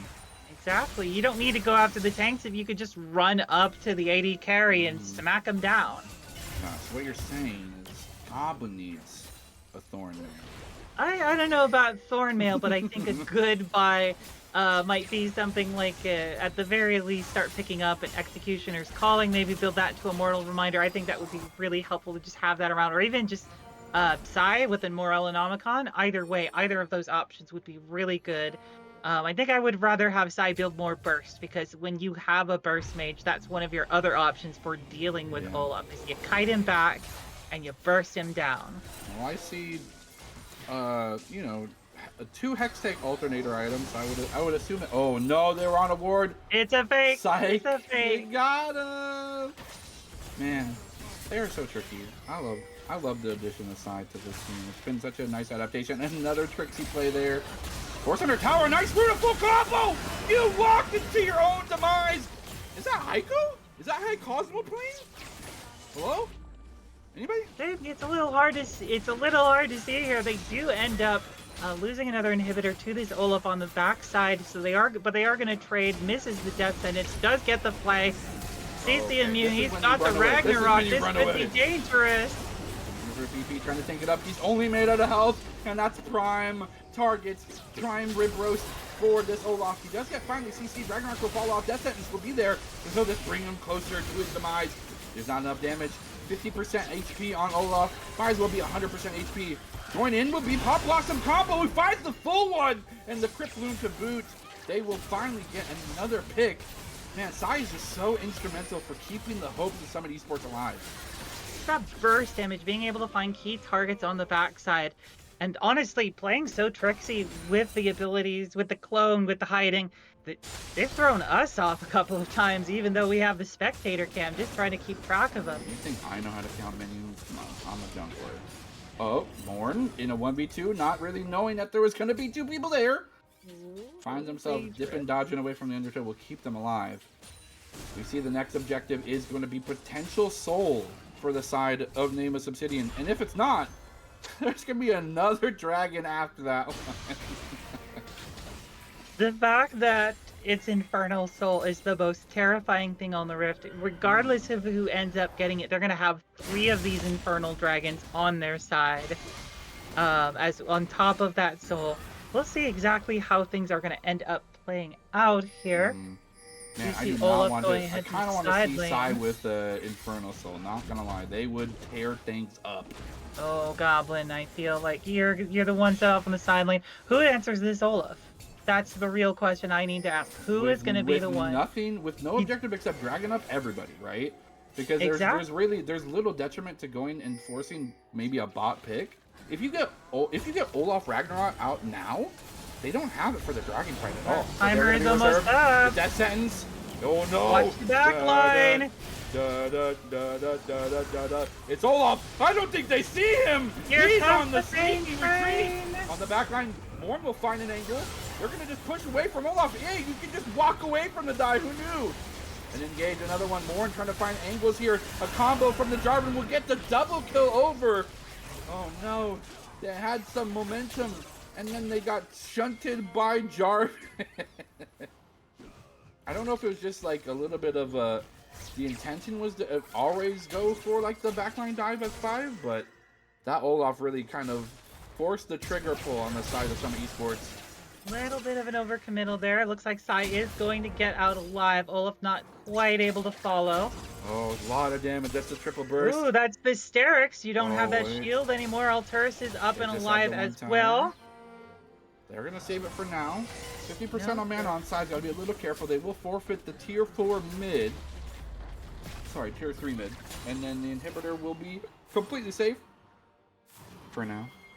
I didn't know there was a 4th tier mid. At that point, I think you're getting up to Nexus turret. Looks like they are also going to be forced to give up the soul. That's going to go over to Obsidian, and that's a huge power spike for this team. Look at this. Olaf is now dealing AoE damage on top of his AoE damage. Yeah, that's cool. Also, Karma's going to hurt a lot now. Although, Oh. what I will say, based off of how the game has shifted in terms of, you know, I really, despite maybe the 10k goal difference, you wouldn't think it, but Nameless Obsidian's not able to just walk over some esports like they were in the beginning of the early game. Karma starting to fall off, and the Zonias will help them be safe. It doesn't really offer much in the way that a full burst mage would, though. Do they need it? I don't know. I guess really not really. I mean, how much scaling does this composition actually have when you really get down to it? You've got a ton of early game champions, the Jarvan, the Lucian, the Olaf. All of them really favor that early game. The Karma's starting to fall off. Like, you have that burst, but at the same time, Summit doesn't really have the ability to slow down the game. They don't have the ability to pick up the resources. Baron is up. They are in full vision. Can you find an angle? Oh my god! No, gotta the Karma! over the wall. So much damage. Catches the players while more trying to fight their way to safety. They're still alive! He's still alive! He lived for a second, but not too long after that. A double kill over for Jarvan. Oh, you up on them! No, What was that? I feel betrayed by directed cam! That oh was my amazing. god, that was sick! Triple kill first time. Gonna be enough. They lose the bot lane inhibitor. Those respawn. That's okay. Can they continue to keep the hopes alive for Summit believers? They have to walk back to lane. There is a whole wave here. Olaf still has ultimate. He's gonna go Ragnarok mode. He cannot be stopped. He's gonna trade autos between tower and even for VP. You're keeping the Ragnarok alive, my friend. Oh no! Here's the reinforcements. You just don't have the burst. They have the damage. They don't. No. Obsidian will tie the series 1-1. Ladies and gentlemen, we got ourselves a freaking series. We do indeed. I mean, looking over the champions here, I think we can honestly say, even though the Olaf, I think, was super vital in just the sheer amount of damage he put out, the sheer amount of ability to take those towers, I'm going to give MVP to the Karma for this game. The shielding to keep teammates alive, turn so many fights around, the burst damage from those Qs, especially in the early stages of the game. Yeah, you do start to fall off in the late game, but even then, like we're talking multiple people getting caught in these Qs, being able to repeat them over again. I think the Karma here is my MVP for game 2. And we would have seen it game 1 if it wasn't banned. And kudos to Nameless Obsidian for realizing that's a powerful pick. They're like, wait, why are we banning if we can just pick it?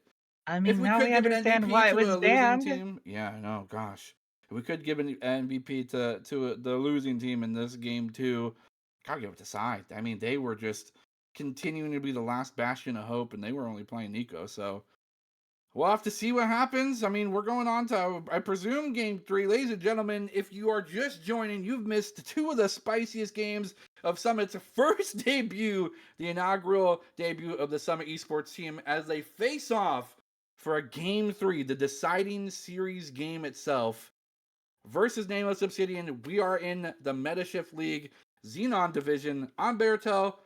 That's lovely, if you didn't know. Hello. You get to know them. They're pretty awesome.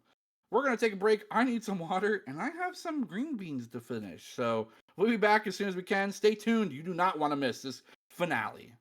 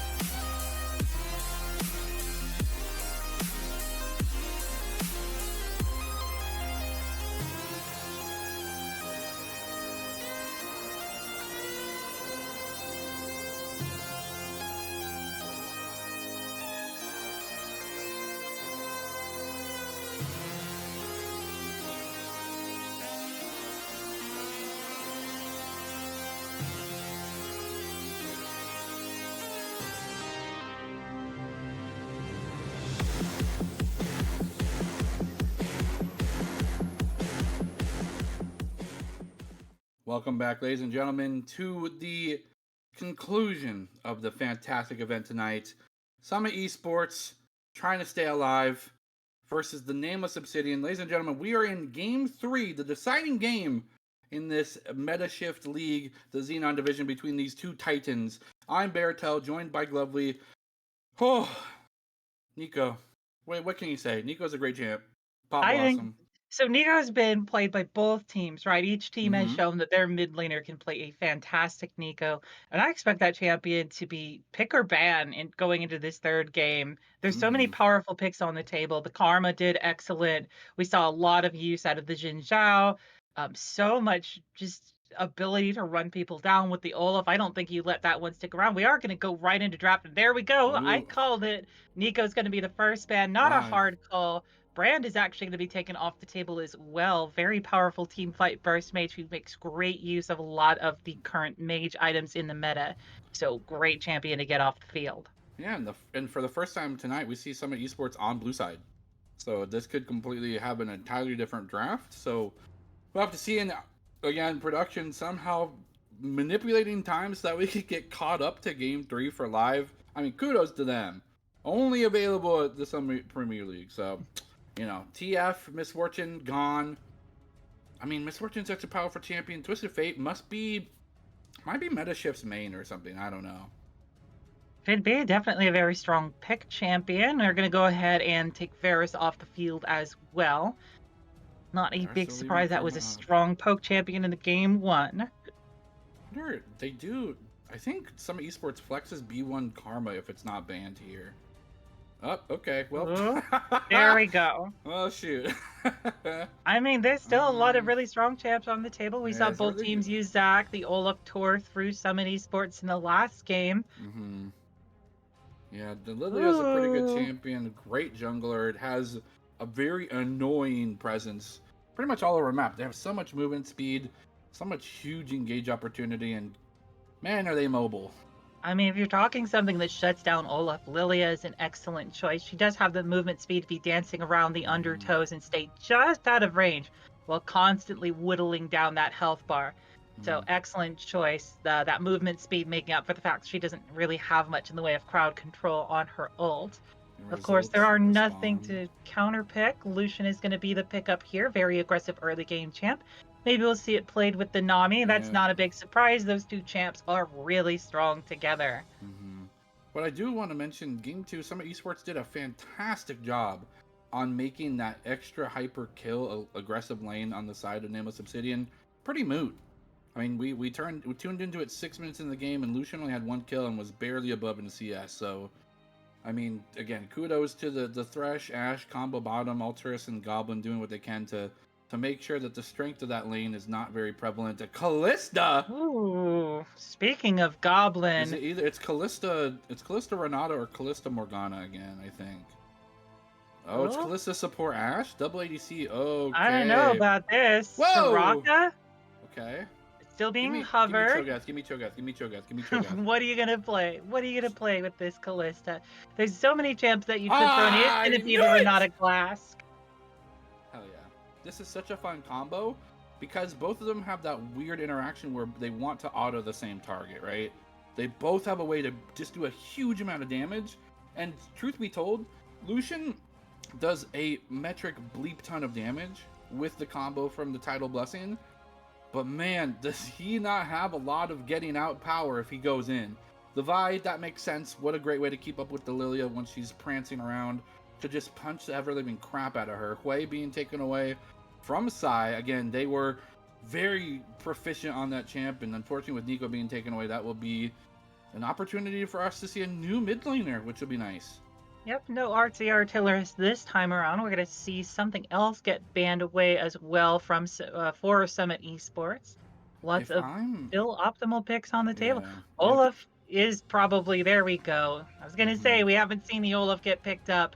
Still a good champion to get away, even if you do have the Leah, especially if Vi is there to enable. I still think that Nameless Obsidian can look for Zac top here, to be honest. Like, to have a follow-up engage with your Vi and then have your Lucian Nami just be plinking damage forward, that's a huge pick. And Morgana, I mean, they see the Renata, right? I guess Morgana could go mid. True, Or true. Morgana. Morgana can go mid. Renata can. Don't. Don't put Renata mid. Play Renata mid against me in my ranked games. Please and thank you. I mean, it's technically not impossible to put Kalista mid and try and do something crazy with the jungler, but True. You looks are like it's going to so be true. Cassiopeia there for the final ban there, getting that AP hyper carry off of the field. One more pick here for our Nameless Obsidian before Summit Esports locks in their final 2 picks.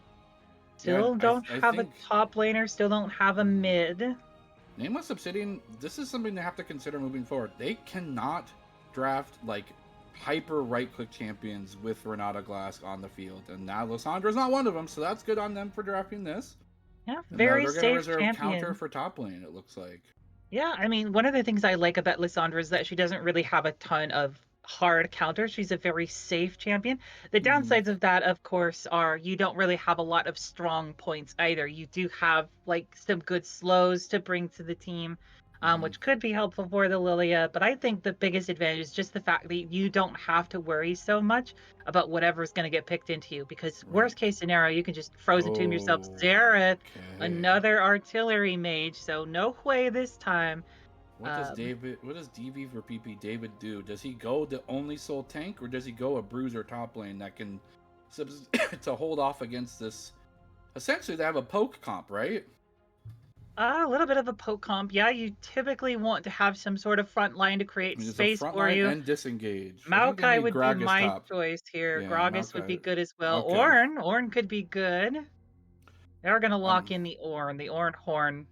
Oh, Excellent for there's. engaging. That's the matchup. That is a matchup. That is also a Oh, matchup. That one's more fun to okay. watch. That one's. That one's okay to watch. Give me the Gwen one. That one's fun. Oh, Okay, no. don't do that. Don't. No one I likes a ranged top laner player. okay. You're not gonna play a call. That's not going to You be are a top not that. laner. I'm sorry, but you are not that Renekton, I could guy. see Renekton. Yeah, it's gonna be the I could see Renekton. Renekton. Because it works so well with Vi Lysandra, right? Someone literally is stunned for 6 seconds straight. They're going to go ahead and lock the croc, and that is going to be our final team compositions for these two teams. Summon Esports against Nameless Obsidian. And I got to say, really great champions picked up in the final. I really like the Renata Glass pick in this Mm-hmm. particular instance because when you're going into a team that likes to play those aggressive champions, we saw the pick composition in game one, we saw the hard dive in composition in game two. Mm-hmm. Renata Glass really likes to tear those teams apart from the inside out. Yeah, she really does punish your overzealousness with what we're very comfortable to say both these teams demonstrated a fair amount of over the past 2 games. So we'll see whether or not that will remain true. I mean, it's tough to say. I do like the Ornn pick. I think Summit Esports has great premonition to realize that this game probably going to go pretty long. So those ornaments are almost a guarantee they can count on that extra fighting power. Yeah, just a little extra stats there. On the other hand, looking at the other side of things, the Renekton is going to have a very strong early game. Into that is Hmm. going to have a lot of pressure on the Ornn, and if your only front line is going to get put that far behind, you might have some trouble soaking up some damage, giving space for that artillery backline. We're gonna have to see exactly how they decide to handle it with the jungler and the top laner. Yeah, I think the intention for Summit Esports draft is more so like the long range engage. Obviously, when Lysandra hits level 6, that might be her only biggest moment is having that ability to suppress someone. And if able to, you typically like to roam into a top or bottom lane. Xerath doesn't have to leave lane to do the same thing with his ultimate Arcana Pulse. So they're gonna maybe able. I don't know. We'll have to see whether or not Sai can really put together an opportunity to create pressure in the mid lane that punishes those Lysandra roams. I'm really honestly, I think that the defensive mage is going to be a very big turning point here. Lysandra, of course, famously a very defensive champion, a lot of ability to survive with the crowd control, with the lockdown, Hmm. with the ability to just make herself invulnerable, especially when you get a Zonia's hourglass. We're talking around what 6 minutes or 6 seconds of complete invulnerability. Admittedly, not a whole lot of ability to do anything in that time, but Right. sometimes all you need is Lysandra in the middle of your team, freezing you, slowing you, making it easier for the rest of the team to hit you. Yeah. And beyond that too, despite maybe Renata Glask being a fantastic champion, as well as Ornn with their long range engage potential. Lilia's ultimate can be interrupted by all of those abilities, which can really kind of pull the rug out from a play some esports might want to make. So I'm sure they practiced this comp multiple times. I'm sure they're confident with the timing. Lilia, if you're not playing with like a misfortune or something, that combo can go awry pretty easily, though. A little bit, yeah. You're so reliant on that one crowd control ability that Lilia has, right? So you Mm-hmm. need to make sure that whatever damaging ability that you're lining up because of it, or whatever follow-up crowd control you're going to be using, Mm-hmm. it needs to be something big. It needs to be something that's going to end the fight then and there. Because otherwise, that sleep is wasted. They're just going to walk away. Does brittle increase the time that you're sleeping? It's Hmm. a form of crowd control, so theoretically. So call the Forge God to mark all with brittle, then you sleep, and then you do R2 on Ornn for the actual ram. You do That's the move. R2 as the sleep is setting up is what I Yeah, think, as and they're then falling that's your asleep, and you do the CC big combo. combo. Yeah, Yeah, I will mention. Obviously, I think the AOE damage is within like the ultimates, except for Zerath, right? Unfortunately, Callista does not do a tremendous amount of AoE damage. you get Rune's a Hurricane might be Runon's a Hurricane. consideration, yeah. That might have to be a move, to be completely honest. But we'll have to see. I'm excited. And then on the other side of things, I mean, it really does go to show that there was even more options from the Nameless Obsidian. They even took away champs that they were maybe comfortable playing in terms of the Karma ban. And to pull out the Lissandra, you mentioned they don't have a lot of shiny moments, but an adept Lissandra who doesn't offer a lot of opportunities to be punished, pretty dang annoying. Definitely. I mean, this is a champion that even in my own personal experience, I've pulled off pentakills on ARAMs just because of my ability to survive longer in the fights. If you can't get Hmm. engaged on, if you can't get worn down, it's going to Right. make it so much easier for you to turn that around, especially when she starts snowballing, getting those kills, getting the assists, getting her ice schools. We are, I do believe, closing in on the moment of truth. Production, correct me if I'm wrong, but we're very close. We're very, very close, ladies and gentlemen. And again, this is the final game for the series. Summit Esports, the Nameless Obsidian. We are in the Metashift League, the Xenon division. I'm still Baratel. Glovely, are you still Glovely? I'm still Glovely. Perfect. And you guys are awesome. We do appreciate you, of course, tuning by. Summer Esports does content weekly. I mean, you can always see opportunities. We're trying to get ourselves more out there, of course. And, you know, if you like the content, feel free to drop a follow, like, subscribe, comment. There's some active Twitch chatters in here. I see some names I recognize. So do appreciate you stopping by. And, of course, for those newcomers, we really appreciate it. But we're going to throw it to a quick break. It's time for everyone to get hydrated. We'll be back as soon as we can. Stay tuned for the final game.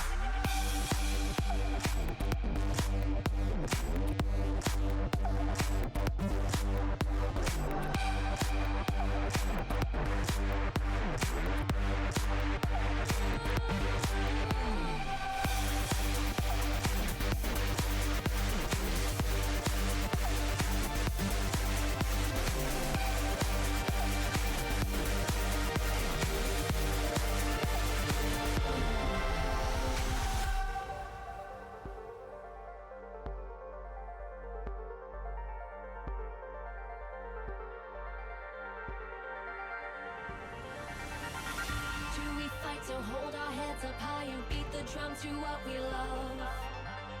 Risk the follow, we have felt it all come crashing down from far above. Stars are rising, countless worlds colliding, only one will take it all. Can we bring to fall the giants? Can we make the final call? We are the ones to ignite the darkened skies. The champions of the world that we defy. The soul right of the few who rise up high. And we all fight at the last light.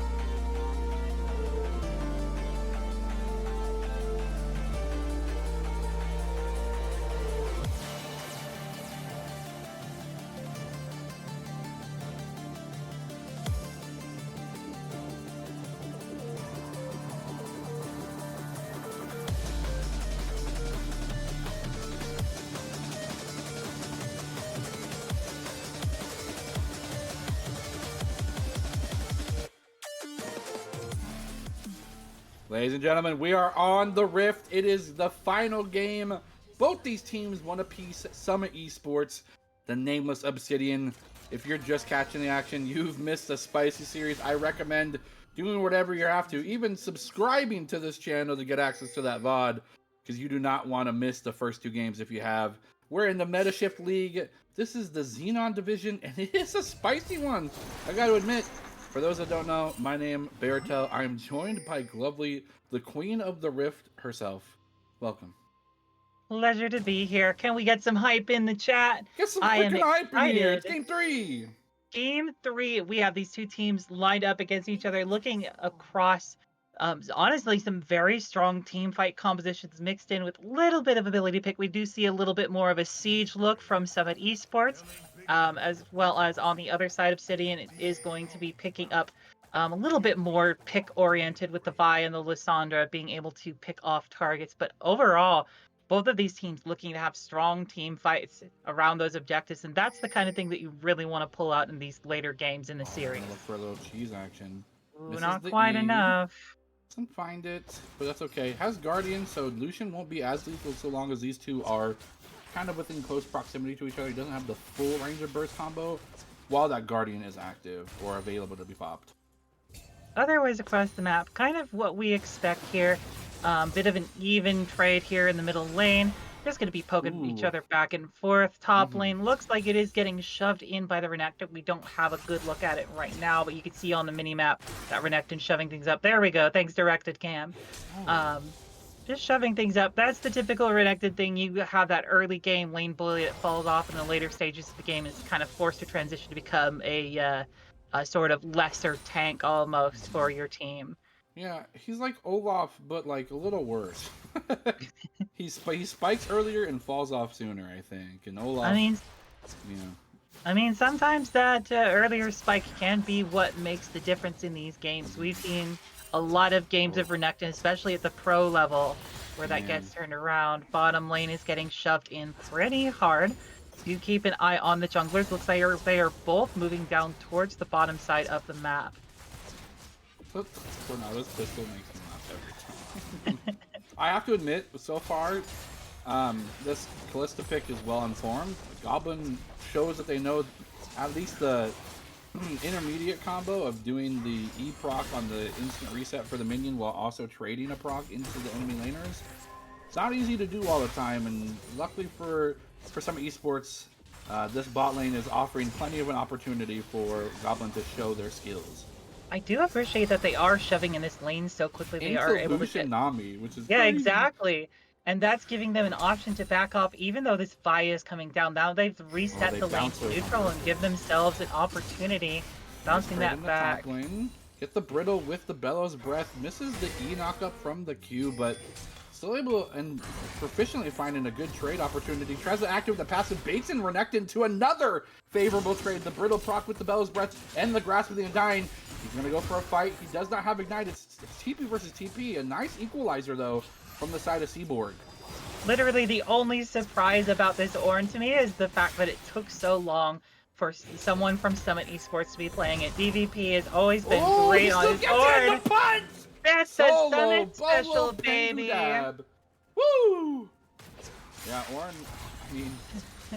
We've had so many memes about how much Ornn gets played over at Summit Esports. Esports. For barometer Top for laners love top lane in Summit. Can you play Ornn? Yes? Okay, you're a good top laner. Yo, I'm a good top laner! Yeah, of course. Everyone knew that. I saw you had an opportunity to talk about Garen. Unfortunately, the game didn't go the way I think all of us wanted I had a lot of things to say about that, but speaking of things to say... There's an engaged bubble. The Aqua Prison misses. It's going to be an exhaust expended by the Nami. And the Q back the heck up away from my ADC move. Will be popped the bailout. This shouldn't be able to buy some time, but instantly the clone will fall, if you want to call it a clone, if you can call it a zombie. Goblin's got mad stacks, or... He must have had... I think he went for reset? I don't know. That looked a little over aggressive from Goblin. Didn't really have the health to be picking that fight. Maybe just thought that the cooldowns are a little longer than he expected. Lysandra, oh my goodness. Yeah, that's why we talk about that early game lane bully, but keep in mind that Ornn hasn't been able to back off. We do have Lilia coming in from the side. Ornn gonna see if he has a target. Buddy, Seaborg! Seaborg does manage to get the stun. Oh, nice flash! Oh, he missed. He does get the W. He's going to queue away from this Vi. She already used her Vault Breaker, so she didn't really have a lot of staying power in the remainder of that 1v1. So Lilia able to walk up to the top lane, get a free... Well, not necessarily a free kill, but a kill nonetheless. You did have to commit a flash for that, but I mean, you got a flash out of the Renekton too, so probably worth, and then having the speed to get away from the counter gank. So the overall successful play for Summit Esports is they're going to back away from that top lane reset. He actually gets access to the wave before Renekton because he still saved the TP during that whole exchange in the top lane. Sai, they are doing what they can to keep this Lysandra the heck away, but the moment that they're free to push in that wave like that, we can already see Lysandra quickly roaming to the bot side map. And E here, the Rams charge, not able to find the pillar and the knockup combo following suit. But here comes Call of the Forge God, and it will get the knockup. It will get the brittle. Here comes another Q. The Bellows Breath will surely follow. He does dodge to the side of it, but he will get autoed. The Dominus is here. He's going to gain a little bit of HP. He does have the 50 range for the extra healing from Call the Meek. He will get the auto attack. Here comes the charge, and the other tiny hammer hit in the bot lane. Goblin! Oh my gosh! Flash. So close with that hop. Here comes the zero. 1, 2. Nope, just 1, 2. Hey! That's pretty good. We'll take the 2. Like, this early on in the Action game, all with over. not a ton of crowd control to set you up, we'll take it. DVP with the solo bolo up in the top lane. This is what we talk about at Summit Esports. This is what happens when DVP gets a little ornery. He gets very ornery, I would think, maybe. Pretty regularly, pretty chill dude. On Ornn, I don't know, something possesses this man, and he becomes an absolute demon. Interestingly enough, so far, in the early game, in this series alone, Blue Side has had 100% early game win rate. I've always won the early game in terms of the gold advantage, but we'll see whether or not the trend repeats on either outcome of game 1 or game 2. You're now able to completely shove with just that lost chapter the instant wipe of the caster minions, meaning that Lissandra does not have a lot of room to roam. Luckily for them, Vi was sneaking out a dragon of their own. And I will go first rake over to the Nameless Obsidian. Alright, well, the Nameless Obsidian will have that advantage for them, but we do see already Void Grubs are being pinged out. They do have the Renata, of all things, over on the upper side of the map. Does mean that Goblin has to play a little further back in order to enable this, but Altura is just going to go ahead and help out the jungler, getting those Void Grubs down into a range where they're easier to take on. Good pick, I think. I didn't consider the implications of Kalista being able to keep that try safe without having to expend the ward. Obviously, it's like a very typical place for it, but just to think that even with the map changes, you know, this champion now seeing a little bit more opportunity for play, at least so far for Summer Esports. And you gotta commend them for playing something that maybe isn't super popular, but the comfort, you know, you cannot discredit comfort on champions, and it's definitely showing. So here's one thing that we haven't talked about, is that right now in the current meta, Lilia is an absolute beast when it comes to farming. Already, look at this farm lead here, 58 to 49. Vi is such a gank-dependent champion, but already, like, losing in ganks, losing in farm, you're always going to be useful on the Vi with that cease and desist ultimate, but it's going to be a question of, are you going to be able to do anything with it? Are you going to have the stats necessary to make the best advantage of it? We could see in the mid lane, Xerath doing a great job pushing this Lissandra into the tower. Yeah, and what's interesting too, because it's double AP both mid and jungle, like, I really do think Nameless Obsidian's kind of misinformed if they're not looking to build some sort of MR. And truth be told, like, is it just Banshee's Veil for Metashift? Is it Hex Drinker for Vi? Because I don't... Vi could maybe go full tank with some sort of force of nature shenanigans, but Renekton? I don't know. You know, one thing that's still got me confused about this Renekton is the coal that he's built up in this top lane. Haven't had an opportunity to talk about. Might still not get an opportunity if this fight continues. He's not allowed to use it, apparently. DVP does not want coal to be an item this game. Yeah, coal, usually a great item in terms of trying to have a late game champion that you want to farm with, but Renekton, not really the case. Good pull. They don't manage to get the follow-up from Goblin. But still a good attempt there. Again, coal is like on your Kales, your Vegars, Like your bottom. late game champions who Level like to 7 farm Vi. up. Lissandra's here too. This could be devastating for some esports if they're not privy to this. Lilia's in the background, still there. It is going to be 4 versus 3. Don't have a mid lane, but Xerath is coming down, does have the ultimate available. They will back off. Don't want to risk that arcane barrage coming through. No. Oh, no, they do not. They look for an opportunity with the bowling ball. They did get Ultras's flash, which means that come tidal wave, Aqua Prison combo, Renata may not be alive for long shortly after which, but we'll have to see whether or not they continue to put resources here in the bottom lane. Vi going for a reset. Lilia now freshly on the map, has both buffs, looking for a dive potential of their own after the attempt from the Nameless Obsidian went awry. He's gonna stop the back here, TP in the mid lane just to get Lissandra back in the lane. Alturas diving maybe a little too deep. You are just a Renata. Could be a bait. Terraform into the stun. Alturas taking a lot of damage. Pulled away. That's a huge ultimate. Not able to capitalize on top of it. Alturas is going to stay alive despite all of that. Season desist come through. Find Splendor. They're going to get the reset with the bailout. Goblin in a dangerous position all on his own. He is going to end up going down. Alturas will also probably end up falling here. There we go. Double kill. But here comes the Arcane Barrage. Morin has taken out Honey. He doesn't have enough damage even under the tower. It's a 2 for 2 at the end of the day, but we saw there, that was a fantastic move, casting the Renata ult, the Berserk itself, as you were getting saved by the Callisto. It's a pretty cool move. Unfortunately, it was pulled in a weird position and for a very interesting reason. Ultra's trying to make that play between those two towers. There has got to be a cool name for that strategy, but in the meantime, we do see the Bruiser fighting it up in the bot lane. DVP gets it proc. They're actually about even, maybe DVP a little bit further ahead in this particular matchup. Good stun, that's a max duration, slow that's a full heal. combo. Is the rest of the follow-up here? Ultra's looking for an opportunity. Does not have that flash, mind you. So can't find the flash opportunity. Goblin's gonna go for the E slow. Oh, but one Just more gotta get E. in range. The Ren, the auto attack. Oh, can you make it? Oh, the smite. Wow, okay. And it's a trade 1-for-1.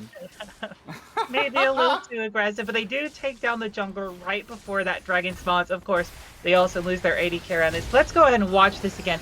Look at this save pulling out as the cast comes through. Great opportunity. Unfortunately, aren't able to follow up on it. That tidal wave does turn things around. 3 ultimates used, but the bailout instrumental in extending that fight. Yeah, just being saved by these save abilities is proving pretty instrumental for the success so far. Although a minute one, just a 3k gold lead, but I mean, if you look maybe 6 minutes ago, it was a lot smaller then, and now it's continuing to grow. Well, Summit's going to go ahead and grab the last of the Void Grubs. Dragon is still on the map. Neither team wanting to commit to it after that fight. Not enough health bars to work with. DVP continuing to push up. Will have the teleport advantage if a fight does break out around there. We see Goblin around the area. Liliev actually not in the area, clearing out camps on the other side. Maybe a little bit off of the timers, or maybe just using this as an opportunity, because it doesn't look like Vi is going to go down there either. Just going to go ahead and clear camps. Yeah, I think they want to make Psy available to get mid-prio first before they rotate for Dragon. And they also want to set up vision, it looks like, because we see the pings coming out in the pit. Ultras now also denying the tri-brush. Really forces the bot lane and jungle combo from the Nameless Obsidian into a very high-risk situation in which they're walking into vision, except it looks like they're just going to concede the Dragon. And I don't know if you saw what kind that was, but that's a pretty darn good one for Summit Esports. That is going to be the Infernal Drake. That's 2 dragons down. We'll see what kind of rift we're going to get. It's going to be a Hextech rift. Hexgate, my favorite. Oh, those I love this are rift. awesome. They're so cool. I love them so much. But actually, part of the reason why Summit Esports had the confidence to make that play is because they had some deep vision. If you look down at your minimap, they had some deep vision in the jungle. They actually caught out Blabber on a ward. I think that Arcano Pulse was meant for bot lane wave clear, but it just wasn't in range. I'm not exactly sure, but regardless, uses ultimate. It's on cooldown now, able to continue to shove this wave, and then, I mean, we saw Lissandra roam 2 times, and both times hasn't really resulted in too much. Not really, except maybe once. Ooh, nice look engage. at that. Oh, here comes the ultimate from the Renata. Unfortunately, it does not fly. Oh, it does actually end up click on the Nabi. But unfortunately, auto-attacking Goblin. Yeah. Not quite what you want out of the hostile takeover, but we'll take what we can get. Ooh, Vi coming in for an in-lane gank. Isn't spotted out on the wards. We'll see how this goes. Ultra's gonna step up. There we go. Yeah, he gets the ultimate and gets the knock-up. The full combo. Pulls in Ultras into the body, now to be dispersed as another free kill. A double kill, actually. Going over to... This is... Bunny. I can see the ends here. Sorry, it's a little pixelated on my end, but that's on me. A friend of mine is an AD carry, and there is a reason why his nightmares are all about Vi and pressing R. Oh, pressed R and he got outskilled. And Sundered Sky is a very balanced and understandable item. Makes perfect sense and is completely balanced. Yep. Yeah, I don't know what you're talking about. Like, you know, 200 years of game design experience going on here. As TVP continues to shove Renekton under the turret. Reminder, this is an early game bully and a late game tank. Yeah, TVP is kind of just running the show up here, and well, I understand putting resources bottom for the Drake. I think maybe in this situation, your mid and top side are your strongest here for Summit Esports, whereas, I mean, we keep seeing Lucian popping off, getting now 5-1-2, has a shutdown. able to eke about a 700 gold lead onto Goblin, which may not seem like a lot, but that's a component, and that could be, you know, that could be a difference between a crit and a non-crit. Storm Razor and the Rapid Fire. Lucian is ready for that big 1-2 punch with the double gunslinging moves. We do see. Go ahead. The one downside to the Lucian, though, is the fact that you have to get up close. Look at how many champions are able to take advantage of that. If you're going to get up close, you're going to be running into an Ornhorn. You're going to be running into stuns. Lilia is going to be probably in range anytime to press Q. And the Kalista, of course, even if you do start backing off, you still have the Rend available. That's true, and I think when it comes to Kalista, she is so good in these tiny skirmishes when she's on equal footing for gold, right? Because she's able to dodge things out of the way. And oh no! This is gonna be a dive. Here comes the Ornhorn. Seaboard gonna get just full combo. Lilia Slambo, Jambo, thank you, Mammo, and that will be a top tower. Look at all these cute little grublings. Everyone says that they're ugly. I think they're cute. I think they're cute as heck. Will it be a trade for the mid lane? Arcano Pulse trying to maybe clear the wave. Goes for 1 minion. Here comes some more damage. Goblin not able to approach a tower for fear of retaliation. But the reinforcements are here. Vi taking 1 tower shot.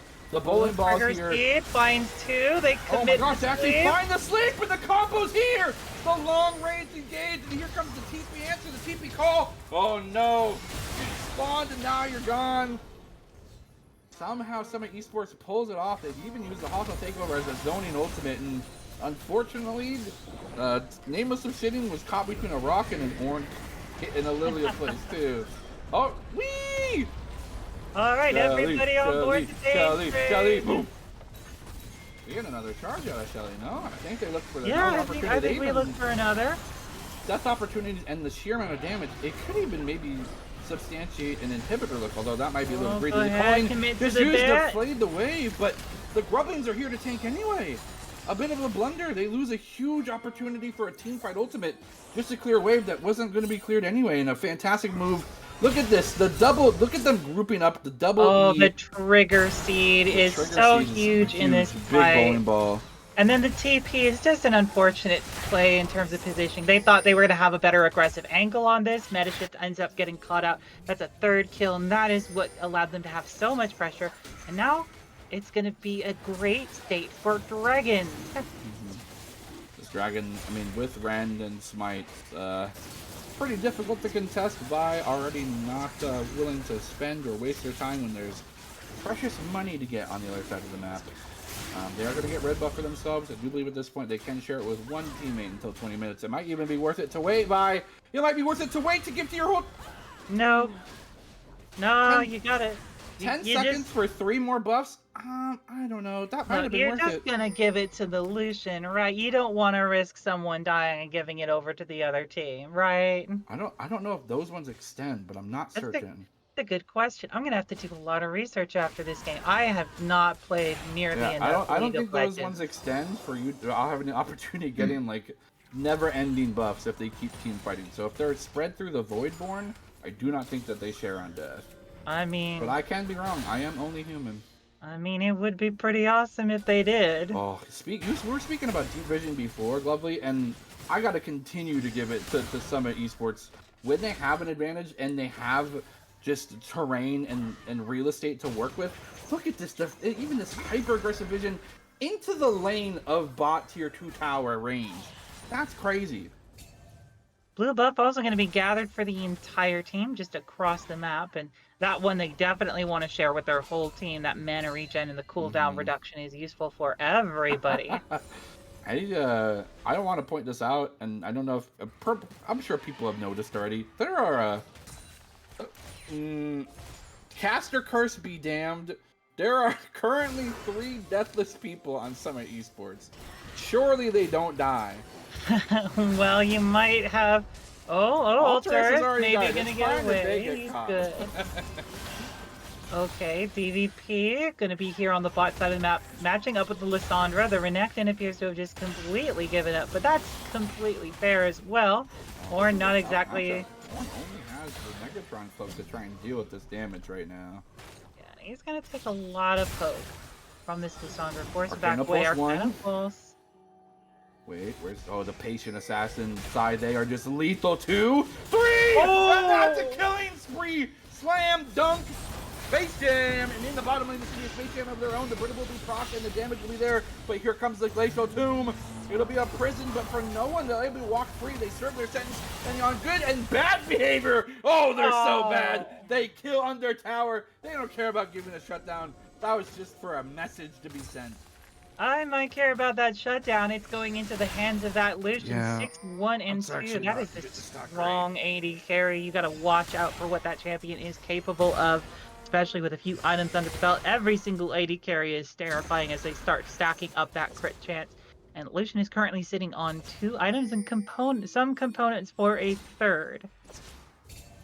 I do like this Ballista build. It's very much on the damage focus side with your abilities and not so much What's auto this attack. They done find the for? sleep. They find the sleep onto the Renekton. They find a little bit of extra damage. Lilia trying to charge up and get themselves to safety using that Zhonya's pretty early. We'll find 20, no, not even 10% HP remaining on the Renekton. Almost a lethal pick, but forces the base timer. Looking for the Arcana Pulse. They find 1, 2. Nope, no 3, no 4.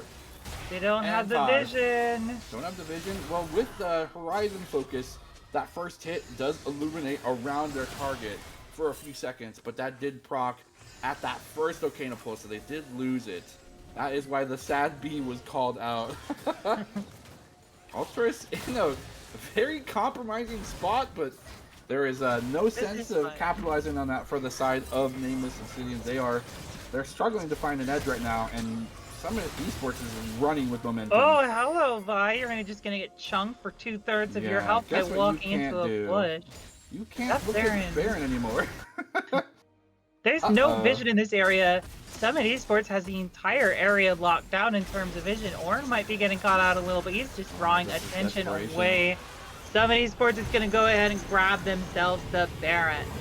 And we had seen even, unfortunately for Nameless Obsidian, they obviously forfeit the Baron due to the nature of how chunked Vi was there. They send 3 bottom to deal with DV for VP, and the dude just walks away completely unscathed. And even in that almost desperate attempt to try and find and claw their way back into something, they're now at 7k gold deficit. I mean, we've seen a larger deficit so far during the series, but this one's getting pretty close to the new record.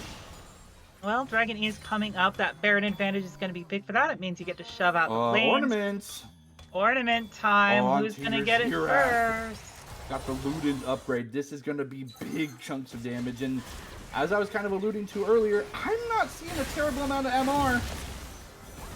No, I'm not. Oh, very close. Didn't get the knockup, but they already have control of the Dragon area. This is just to further dissuade the Vi, who has had no objective control this entire game. Yeah, and really hasn't been able to pull off very many in terms of the ganks. They had 2 opportunities to go bottom, and I mean, what's to show for it? A 1-3-2 scoreline. Here comes Arcano Post, maybe the clear tower. They do get buffed up by the Renata for, I think, the Staff of Flowing Water.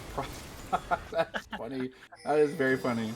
Oh, Nami's got red buff. They can heal now. Lilia looking to be the target. Nice flash, but the Glacial Prison will still connect. Here's the Zhonya's. Isn't enough to buy the time. Here comes the hostile takeover. Beat the crap out of yourselves. Ultras is trying to do as much damage vicariously through the enemy targets, but inevitably not enough. But at the end of the day, a life, an ultimate for 2 towers, and they're tier 2s. I think that's kind of worth it, no? I think that's kind of what. Well, we'll see if this tower ends up going down. I don't see this There's Orn no way getting Lysandra shoved off. Yeah, like if it was just the Orn on his own, I wouldn't say there's a chance. Not nearly enough wave clear. Oh my god! They find out actually. I will be the target. Oh! I almost witnessed a murder. Vi, you are not tanky. That was an insane amount of damage, and they're looking for another opportunity. The picks here, the damage, the combo, wombo at that. They're gonna look for an Renekton, buddy. You have not won this 1v1 all game. Well, 1v2 is not gonna do you much better. I'm sorry, friend. Not me. Not me. And even Repeat is just sitting up here with impunity. Renekton scrambling to try and kill these empowered minions and taking damage and losing the trade while doing so at the same time. Oh, you get your triple auto attack. Cool. I got my big move coming up soon. Hey This guys, is don't mind me. I'm just gonna hang out in top lane. You guys do whatever you want. It'll be cool. now there is something to say to the veteranship of players when it comes to best of threes. Not so much in best of threes as in like a best of five, but especially with the way that the first two games went and how polar opposite it almost felt like from game one to game two, you really have to start thinking about mental fatigue. And unfortunately, just based off of just simple comparison, this Vi not really performing on the same level as they were game one and game two. It could be due to maybe lack of exposure to the scene. You know, sometimes people put a lot of extra stress on themselves. Hostile takeover, putting stress on the Renekton. Finds the Dominus to get the buff auto attacks. Now onto Renata, looking for an opportunity to dash there. Slice is available soon. Will Dice follow suit? Gonna go through the minions. So much energy and resources popped just to try and run at Renata, and all for what? Now, to be fair, she did commit the hostile taker. They didn't really get That's anything out of true. it. But That's when you true. have That's that true. much focus, okay, what did Boise State really gain from that? Some Where did esports. what did they collect?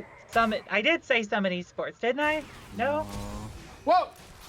One more. One more. One more. Oh, You ran this, we combo? sub. Oh, Oh, we no would have sub. subbed. No sub. Sorry. So sad. Vi looking for an opportunity, but I really don't think that you want to step to Psy and Goblin 2v1. Not going to be a good look for you.